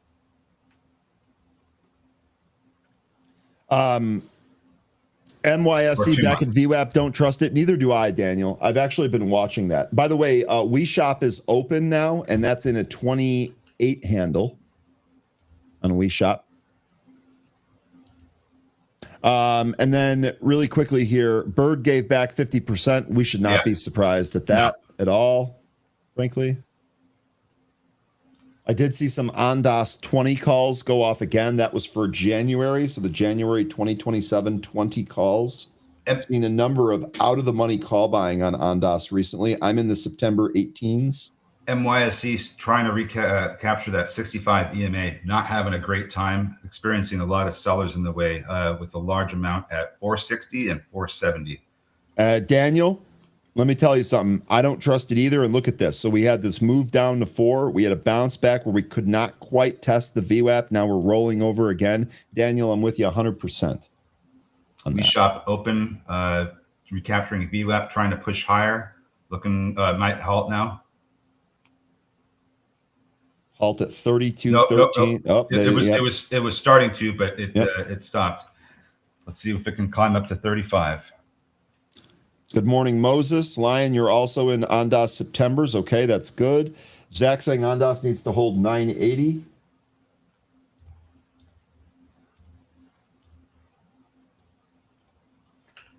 AEHR keeps going. That's no wonder we haven't heard from thinking about it. He's island shopping right now. Light is still soaring. Man, this thing is, we were just talking about this yesterday. Look at this. Look at AEHR, dude. Yeah, this is more than doubled in this year alone. But you know what? That move down that it needed, this past 5 days, it took it down to the 20-day SMA or close to it. This is what we're waiting for with some of these other names. This mean reversion, this cooling off. Because once that happens, and you get moves like this. WeShop ripping again. Yeah, it is. I mean, okay, so did it get over? No, not quite yet. So waiting to see if it can get back over 30 or try to get over 35. We had a higher print in the pre-market. No capture of 35, though. But we are pushing up towards it right now. We might hit it. All right, market pulling back here across the board. So SPY actually just lost 700. The NASDAQ is also pulling back. The Dow is at the day lows. So after that new all-time high set and the 700 break, we're seeing a little bit of a cool off move down here. So far, I think that's totally healthy. I would not get too worried about that. Yeah, and this is just some of the things we were expecting with the broader market price action with the past few days it's had, where it just completely shot up. It got into a little extended, needed to come back in. Let me see here on my chart. Bitcoin, man, I'll tell you what, Bitcoin at the lows, Apple at the lows, Amazon at the lows, Palantir at the lows, Tesla at the lows, NBIS at the lows. So looks like a pretty big hit there. Lion, if we can just get XLF to move to the lows, we might be in good shape there with our XLF short. Might have just been a couple of days early on that. I mean, SPY looks like we could come back in towards 695, 696. I feel like that would be a good thing, 13, yes. Don't you? Yeah, yes, 100%. I'm with you 100% on that. Yeah, because we've had some really good movement here for the past week. And it happened fast. It's 11 days in a row to the upside. Let's take a break. Absolutely. Yeah, so Lion, you financed that call buy with selling a put.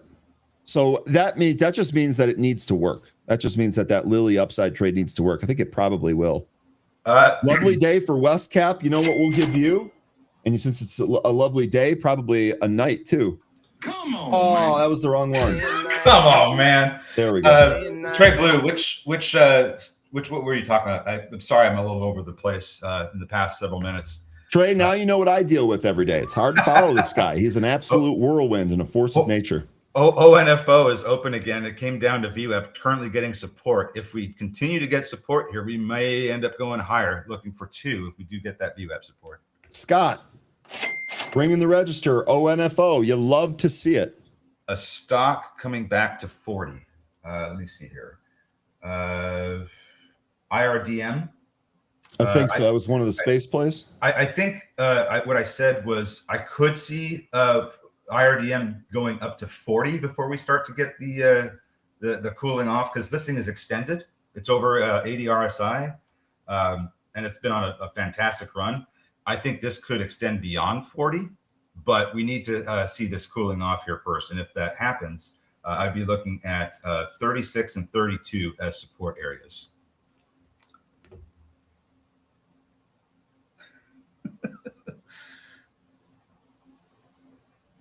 All right. So we have ONFO now halted to the downside. So we did lose VWAP here, kind of filled this gap from the first halt into the second halt, or we're about to.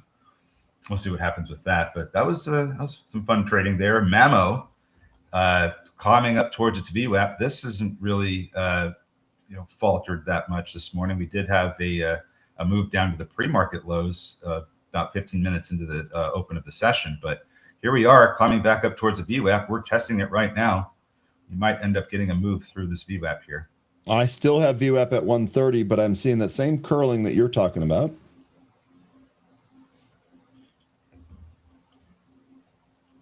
WNW, no, we did not talk about that, CJ. This is Maywu Technology. This had a big spike, a complete retracement. Now maybe it tests VWAP. I'll probably pass on this one. IVG fading. Okay, so we had software and tech make a move higher, and now that's what's fading. The SPY bouncing, by the way, it's trying to bounce off 690. Is that right? No, 698. Excuse me. I was going to say, that can't be right. We were at 700. Bitcoin bouncing. This all looks very mechanical. Yeah, and I still don't think Bitcoin's gonna we're gonna see new all-time highs on that this year, and probably not even next year. I don't think that it's probably gonna be closer to the next halving that we start to see a run up into the current all-time highs, maybe even after that. But just going on what the history of Bitcoin has shown, it's really not until after the halving that we do break out into new all-time highs. Yeah, and Bitcoin is pretty much the risk indicator, and if it's down today, that's an indication that risk is off. And look at Hood. Hood pulled back from that 90 spot. Mamo with the blammo through the VWAPO. We're coming up to some of these resistance areas before we had that drop beneath the 65 EMA at about 740 this morning. So if we do find resistance here, we're going to want to see VWAP behave as support now.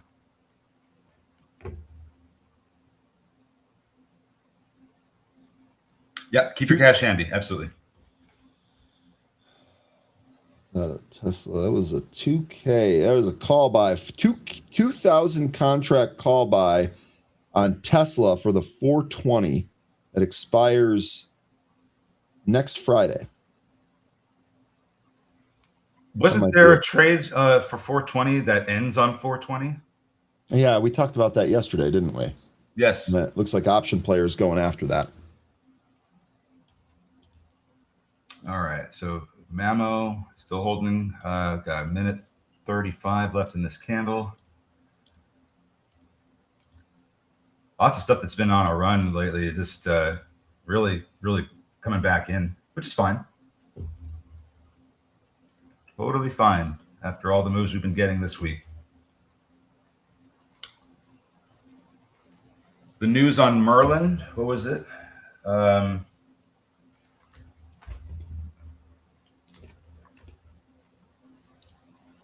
Merlin shares are trading higher in response to Secretary of War Hegseth and Chairman of the Joint Chiefs of Staff's press conference at the Pentagon. Roth Capital maintained a buy and raised the price target from 15 to 25. Yeah, so $15, maybe just under $15. That looks like that's going to be a support area if we use this trend line. We're riding the waves. Yeah, make sure your board is waxed. Netflix earnings after market. A little concerned about what we might get out of that. Is board wax the same as car wax? No. Maybe used? No, that's totally different. No, it's not. I mean, I'm not an expert on wax, but when you wax a surfboard, it's for grip. Yeah. I'm not a surfer, so I wouldn't know. Looks like some of the sell. It's the opposite. Okay, markets, and there we go. Yeah. So it's the complete opposite. It literally has nothing similar. All right. Looks like we're I gotta starting. be honest with you, I don't see a lot of viable stuff at the moment. No, I think. Am I missing something? There's some things that have been selling this morning. It looks like they're trying to find some bottoms here. Some of the names that have just been on a run, just you could go to any one of those, and if it looks like the selling to slow down, or if it reached a support level, maybe we do see some turning around in those names. Tell you what, you guys, our group seems that this is awesome. Our group knows a lot about waxes, different kinds of waxes too. I like that. I'm sorry, 13, if I ran you over there. No, it's fine, because like I said, I'm not an expert on wax, but I'm glad that we have so many experts on wax in the chat here. ONFO is open. It's coming into that 131 VWAP area that I have. Yeah, so we just filled the gap from the halts this morning. Now watch this thing turn around and recapture VWAP. That'd be funny. More Tesla calls, car 100 puts that expire in September getting bought. Myzium. This is coming in more. Might see some new lows. Might lose $4. Oh, yikes. We shop not able to recapture the VWAP just yet.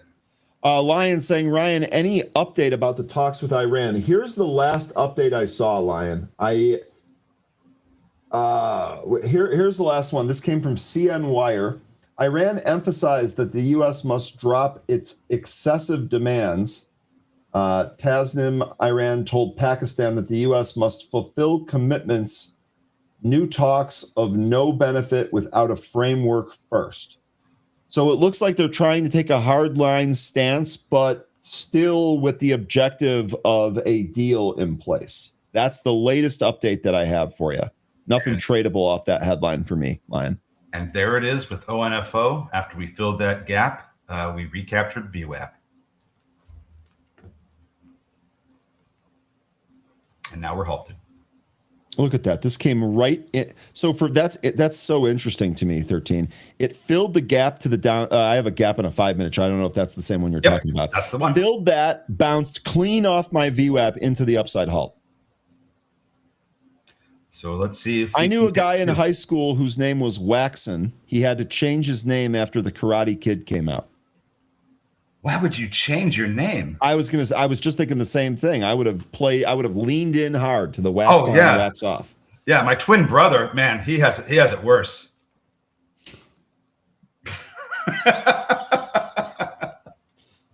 I would make so many jokes. Everyone has the amazing sense of humor that you do. I would make so many jokes with that. Mamo getting VWAP support, trying to push into a new session high. Yeah, see exactly that. You got it. And Spy trying to recapture 700. Tell you what, that Mamo, I didn't think that was going to happen, but sure enough, it just makes me look like a dummy.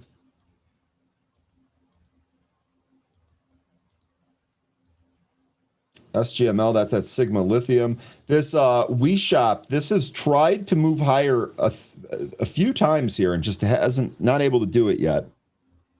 Mamo under 4, or not Mamo, excuse me, MYSE under 4. What a disappointment that one was here today. Yeah, you got the 200 EMA next. That's your, I would say, your last line of support before we're probably going to see 280. Yeah, and Mamo new highs. BTOG new lows. So it's interesting. These AI PR plays after the day after Bird not hitting the same, turns out. No, it's just the overall market remember we were talking about how it's extended. So I don't think that this is the greatest environment for that. Maybe if there's more risk on, we would see better moves.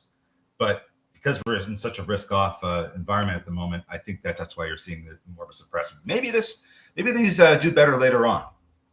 I don't know what the rest of the day is going to hold, but keep an eye on them. Cam says, great segment with Tim yesterday, by the way. Glad you liked it. We had a great webinar the night before, too, on the scanner, using the scanner to find different types of stocks. We gave out 4 different scans on that. That was a good one. We got good participation on that webinar, too. Go ahead. Microsoft came down to the 200 EMA. It's getting support from there, and it's trying to turn around. 415 resistance now. Really quick, we had a poll earlier. TSM performance 1 week post earnings. 33% of you said it would break 390 and surge above 400.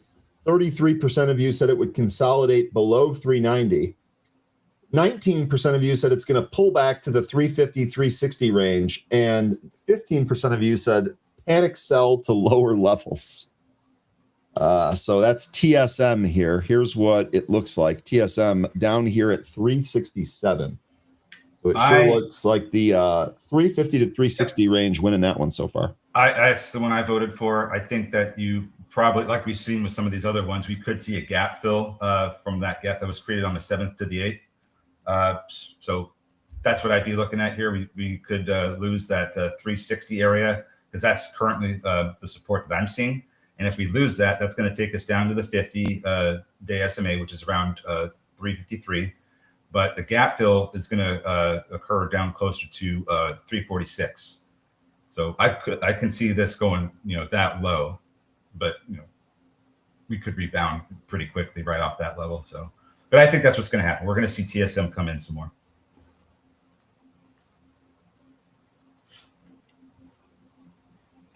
ONFO might be the one that gives the good moves. Well, like I just said, with the risk off sentiment, it could be a little bit more muted than Bird. Bird was just right place, right time, went 1,000%. Yeah. Market is trying to bounce here. We'll see if that can get back above 700. I've got the VWAP basically right there. Here comes Microsoft up to 415. We're going to see if it can recapture it or not, or if it gets resistance there. WeShop is halted. I think it's trying for that 35. We halted on that attempt. We're back above VWAP. Maybe after we unhalt, we see this move over 35. 39 is now the resistance if we do get that break over 35. ONFO is open. Trying to hold VWAP. It's doing so at the moment, but volume seems a little light. A lot of sellers that chew through here, gone its way up to 170. Brent had an awesome morning. Fantastic. I'm done for the day. Good stuff. Oh, great stuff. We'll see. You're done for the day. We'll see you tomorrow, boss. Let's close the week out strong, eh? Great stuff. Mammo, still going blammo, dude. Yes, it is. It is now at the high from the pre-market where we had that move through the last move through the VWAP before we came right back beneath it. So that's where it's at the moment. Still want to see 156. That was the pre-market high. Yep. Then you really might see a blammo. All right. So ONFO still holding above VWAP, trying to push higher. But just as I was saying, there's a lot of sellers in the way it's got to get through. So need to see some better volume than this. Kathy, did you mention AXTI earlier today? Somebody did. Somebody did. This thing has made 2 impulse moves up out of the open on volume. Earnings in 2 weeks, too, on this. Literally 2 weeks from today, on Thursday, after the market closes. April 30th. This is at all-time high resistance. Hopefully, this breaks through it because we don't want to see a double top here. Great support from the 20-day SMA. We did have a little mean reversion after we broke through that moving average and came right back down there. Tested it yesterday, tested it today, and we're climbing higher now. Looking to put in, I think we did put in slightly higher all-time highs now. Lambo with the blammo.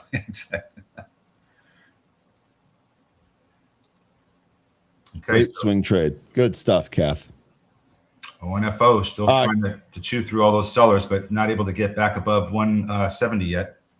Ken, another good morning. I'll tell you what, register rings for you guys. Have a good one, Kenneth. Yep. Okay. Mammo, not done. This thing is straight up, and the volume has continued to ramp on this. I'm actually sad I'm missing this one. Normally, I don't care with some of these movers, but man, this one is a bit sad. This is a good move. Netflix earnings is tonight, Lion. The reaction to those earnings will be tomorrow, but the print is tonight. Yeah, I'd like to see how they're going to talk about the increase in prices. And oh, dude, I'm so sorry that you missed my net. I picked my Netflix story this morning in the news segment of the show based on our discussions that we've been having about the content problem. I wish you could have been here, 13. I wish you could have been. Here's some highlights really quick since Netflix is reporting earnings. One user on X said that they dislike how Netflix rolls out small price hikes multiple times a year, making it seem minor, even though it adds up over time. Another user, Miss Sassbox, asked what exactly customers are getting in return for another price hike. They acknowledged that there's the addition of podcasts and a few live sports events, but they said that the value, it just doesn't feel good enough. Does that sound familiar, 13? Very familiar. Sounds like here. How about this? This is the quote. This quote is for you. This is the 13 quote. It's not a quote of 13, but it's for him. Quote: after years of loyalty, I'm out and finally canceled. The content isn't even that good. It's getting out of control. They needed this Warner Brothers deal. They needed it bad, and I think this is not great for them because now they have to buy or make all their own content, and that is not a cheap endeavor. And they clearly have to raise their prices. And the other thing is that some of these Redditors, credit to them. We rip on Redditors a lot here, but credit to them in this case. They actually looked into this deal and realized that Netflix got paid for the breakup. And they're like, why are they raising prices? They just got paid billions of dollars for a breakup fee. Yep. Yeah, and Joe, that's a great point. There's no classic films. There's nothing that's legacy. There's nothing for the older, people like I guess myself that we have jobs, we have money now, and we can watch whatever we want. But there's nothing for us that really resonates. That really piques our nostalgia. It doesn't really have a lot, and I think that's a big problem. Here we go. Axel, I'll take this. I'll take this anecdotal stuff all day. I've had Netflix since you got them sent in the mail with the DVDs. That's when my mom signed up for it too. And my wife and I are canceling. Their content seems aimed at international budget films these days. Another content and this is good too, because Alex, I can't recall, any other discussion that we've had here. This is just kind of confirming what we've been saying recently. I like that it's coming from all these other angles here. We'll see what Netflix does here today. NYSE is getting some support from the 200 EMA, trying to turn around here, but it's on low volume. Now, do we trust this? I think you are probably going to see the price try to come back up and recapture for. Once we get up there, I don't want to make any predictions. I'm not sure if we're going to see it recaptured or get a rejection. I probably would lean more towards rejection, but it looks like there's a potential bounce here from the 200 EMA to at least 4. So I'm just pointing it out that we're getting some support at the moment. SPY is trying to test its VWAP as we speak right now. And thinking about it was bringing up Watt again because that is still climbing higher. It's up almost 5.33%. Gary mentioning Watt 2-day move here. Nice 2-day move on Watt indeed. And I'll tell you what, Gary, we break that high from yesterday. Maybe we got some more there. Yeah, it looks like that's we already did kind of print a slightly higher, but it looks like it wants to try and push higher. It does. Daniel here saying MYSE chart pattern has a strong historical precedent of not working past short bounces. That's what it feels like. So I think that $4, that's probably about as high as we could go here with this bounce. So that's what I was pointing out. Just be careful there. It's probably not going to give a whole large trade. That's a register ring for Gary for cashing out Watt. Nice. Which we will take. Tesla also may be bouncing, recapturing 385. Ondas putting in a little bit of a bounce too. ONFO trying to get over 170 still, but it's holding VWAP. And Microsoft. Okay, I normally try to not mention just absolutely absurd headlines. I'm sorry, I'm not trying to start anything right now, but this is just an absolute head shaker here. Here's a headline from The Guardian. Hate body odor? You're more likely to have right-wing views. Look, guys, you don't hate the media enough. Whatever level you have, it's not enough. It's unbelievable. They are really pushing the polarization. They sure are. They sure are. And yes, ONFO is halted to the upside. We are trying to, it's halted like right at 170. Also, by the way, Microsoft went up to 415, rejected. That's the spot we wanted to get back above.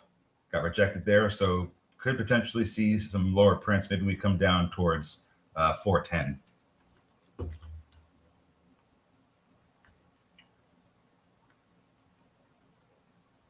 Oh, there are lots of behind-the-scenes forces to get that, and it probably has a lot to do with Saudi Arabia.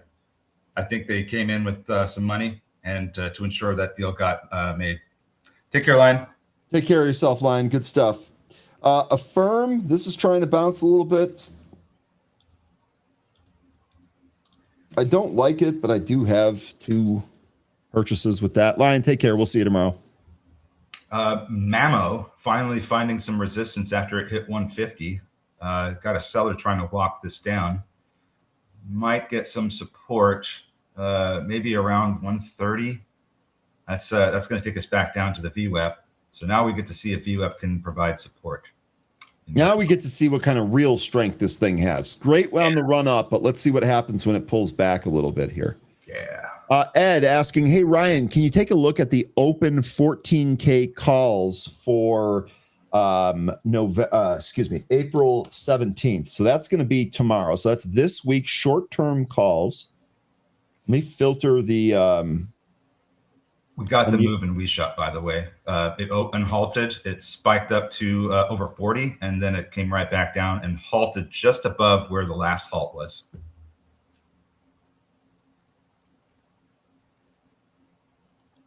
Let me, so I don't see, I don't see anything new that is related to that. God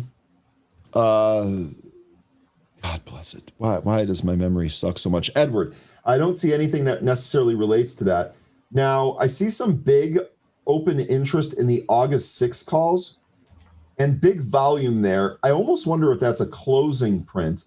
Looking at the open interest for this week, it sure looks like the 5 call is almost totally closed out, right? So they had 36,000 in the open interest. They traded 32,000 in volume today.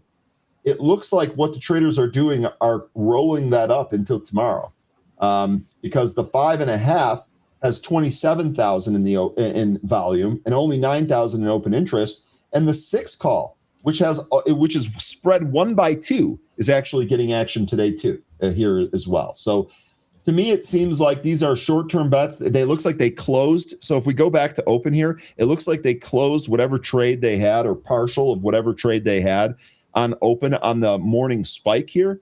And as this is coming back in, perhaps they're rolling that another 50 cents higher.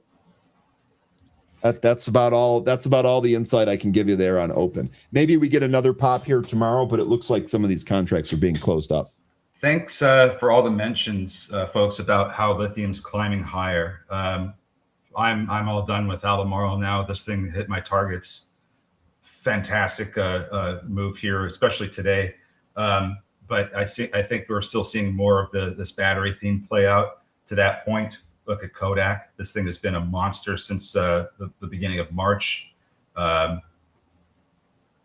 Currently dealing with $13 resistance, but this thing 2x'd since I'm sorry, which ticker is this? Kodak. Oh, KODK. This is a good question here from Joe. Joe saying, Ryan, when you buy long dated out of the money options, which become profitable quickly, how do you gauge when to sell? Do you look at the theta, the price history only, or a combination of things? Okay, so I actually don't look at the Greeks as much as I should. That's definitely a weakness in my options trading, Joe, and I fully admit that. I read about stuff like that. I actually talked to Anne Marie about stuff like that too. But to answer your question, it is the best scenario when you have long dated out of the money calls that immediately go up. That's the best position to get in. What I like to do, if it happens quickly, I like to try and use the Jay Rice method where I peel just a little bit at a time just to book gains. You know, I don't need to tell you this. Options move extremely fast. If I get a big move quickly, I want to put some of that in my pocket. I don't want the market to take that back. So I'll peel some of them. General rule of thumb, if any option position I have goes 100% and goes quickly, I'm taking half off. The rest of the trade at that point is free. Now, if I think that there's a long ramp, so if I have, let's say, December calls and we're in April and it moves up early in April, I might not sell half. I might sell a little bit less than that, maybe like a quarter. Or if it happens really fast, sometimes I can wait till it's more than 100% because I still want to have exposure to that big, meaty move. But the larger point that I'm making here, Joe, is that as that's moving up, I am definitely booking gains on that. If I've got 15 or 20 contracts, I got no problem selling 5 at a time there and booking some of those gains so I don't give it all back. Now, you're asking me about the price history. Well, that to me is the chart. I'm always looking at that, right? Because if like I was just saying, we got asked about Wolf earlier and we talked about that trading up into a resistance area. If I have an options position that moves quickly into a resistance area, that's profit target 1. Scale out of some of those. So I look at a number of things. Don't look at the Greeks as much, but it's the best situation when you have long dated out of the money calls that move up quickly and early in the trade. It gives you more options to kind of mitigate or control your risk. So ONFO, we had an unhalt that took us to 193. And I'm sorry I didn't draw a trend line earlier because if you use the pre-market high and the high prior to that move that we just got, that gave you a target, which it hit. Yeah. And then it reversed. Now, you also might want to draw trend lines on the underside since we opened. And you have a rising wedge here. So I think this is telling you, be careful here. If this comes to VWAP and we start trading underneath it, I think we're falling out of this wedge. So be quite careful with this one. Zach, I look at Greeks all day. LOL. Are you in Greece? Yeah, he is. It's a good joke. Mamo. This popped to 150, came back in. It's getting some support down in the underneath 140. So this, if we get another volume expansion here, we could see this come back up towards 150 again. There's a seller in our way at 142, very large size. So we're going to need to see a big volume spike to get through that. And we could probably overshoot that guy if we do get that volume to come to expand here. So just something to watch for here with Mamo. It may or may not happen, but that's what we're going to need to see in order to get through that seller at 142. MYSE, conversely, this is also still trying to bounce. Interestingly enough, this is actually in a bearish fair value gap. So I don't often highlight these, and I probably should color it with a different color than the purple that I traditionally do. But here you go, folks. Here is your bearish fair value gap. And you know what? I am actually going to color this red. This $4 is where we're looking at this one potentially for resistance. If it can't recapture $4, yeah, this thing's coming back in probably. And you know what, 13? That lines up with the bearish fair value gap as well. I think that's smart. Sell is saying, look at Riot. That's another Bitcoin name. I'm assuming, Mara kind of looks similar as well. But, this is just going to move with Bitcoin. And if Bitcoin's, down today, certainly this is going to be down now. When it comes to the Riot's chart, it looks like you are going to see some support around 16. That's the spot I'd be keeping an eye on. But like I said, it's going to depend on what Bitcoin does. Does gold look like a good entry at 440? asks Josh.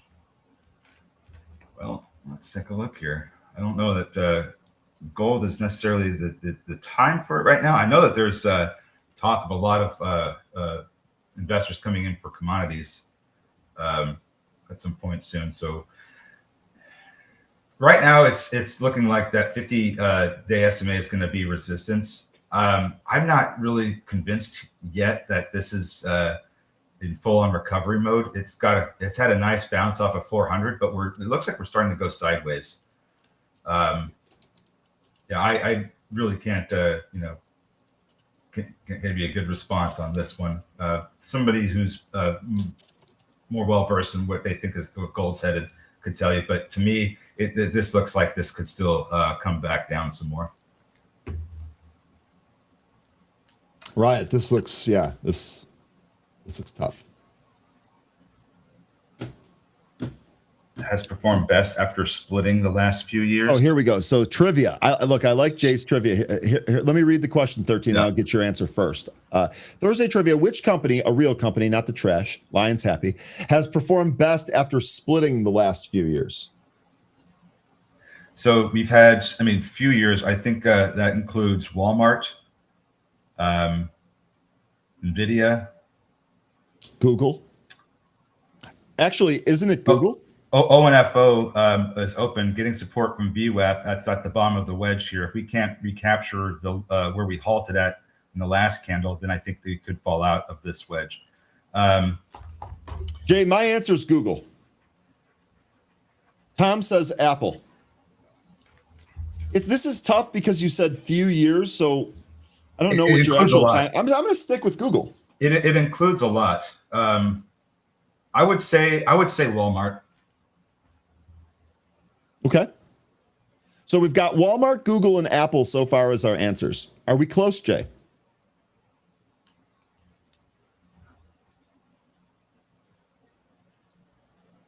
Amazon, Market Snipers. That could be one too. A lot of these Max 7s and some of the really big cap ones that are getting that conversation, they've all been going through some kind of shares restructuring. So I don't know exactly which one. I think a lot of these are good answers, but there is one specific one he's mentioning that, or he's thinking of that really outperformed the others. All right, I'm not changing my answer. 6 years. So I know he gave the 6 year. I'm not changing. I'm sticking with. Then Google. It's Tesla. It's got to be Tesla or NVIDIA. GE. I think it's GE from a reverse split. That is a trick question. Oh, you son of a BJ. You got me though. That's fair. And then they spun off too, right? Or is this before or after the spinoff? I don't remember. I don't know when they did their split, but I remember they were doing the spinoffs. I'm disappointed that I just got it, but that was actually a good trick question. Yeah, it was. Yep. That was actually a good trick question. So good stuff, Jay. You win this round. He said few years, and I was just thinking to the past 3. But when he said 6, and I was like, oh well, that opens up a whole bunch of other names. That was fun though. Yeah. All right, really quickly here, can Westcap's asking here, can we go higher on WHSP on WeShop? Can we? Yeah, maybe. To me, it really looks like 40 is suppressing this, and now we're on the downside here. So we really want to hold 28. No. Yeah. I think that's probably right. Maybe. Yeah, 28 is, I guess, what I would say. This one is just so illiquid, and it's the spread is so large at times. I'm looking at the spread right now, and it's jumping between like 20 and 70 cents. Yeah. Sure, this thing could go higher, but it's going to have to find some support pretty soon. We might have a potential cup with handle forming here. We're forming the handle right now. So if we do get a turnaround here, we're going to need to see a break over 42, I would say. 42.54 is the pre-market high. If we are getting a cup with handle, we are going to resolve higher. But we need to see that recapture the VWAP pretty soon here. Yeah. Conjalia says, how can I cancel membership? You hold the Alt key on your keyboard and press F4. All right, 13. We are out of time here. Any closing words for the group? Well, it's not the days that we were having earlier this week, but it's still been a pretty fun day. We expected some pullback. We're getting that. Just have that cash ready, like Lion said, because next week we could see some more volatility, some more opportunities, and we are in earnings season, so we are going to get a lot of information here, folks. So keep all that in mind. We'll see you tomorrow. We'll have another great day of trading. Take care, everybody. Goodbye. All right, 13, take care of yourself. Good stuff. As always, we'll wrap the week up with 13 tomorrow. Folks, we're done here for today. We'll be back to close out this week tomorrow. Let's see if we can hold 700 here on the SPY. Stay green, stay safe, stay focused. Have a great rest of your Thursday.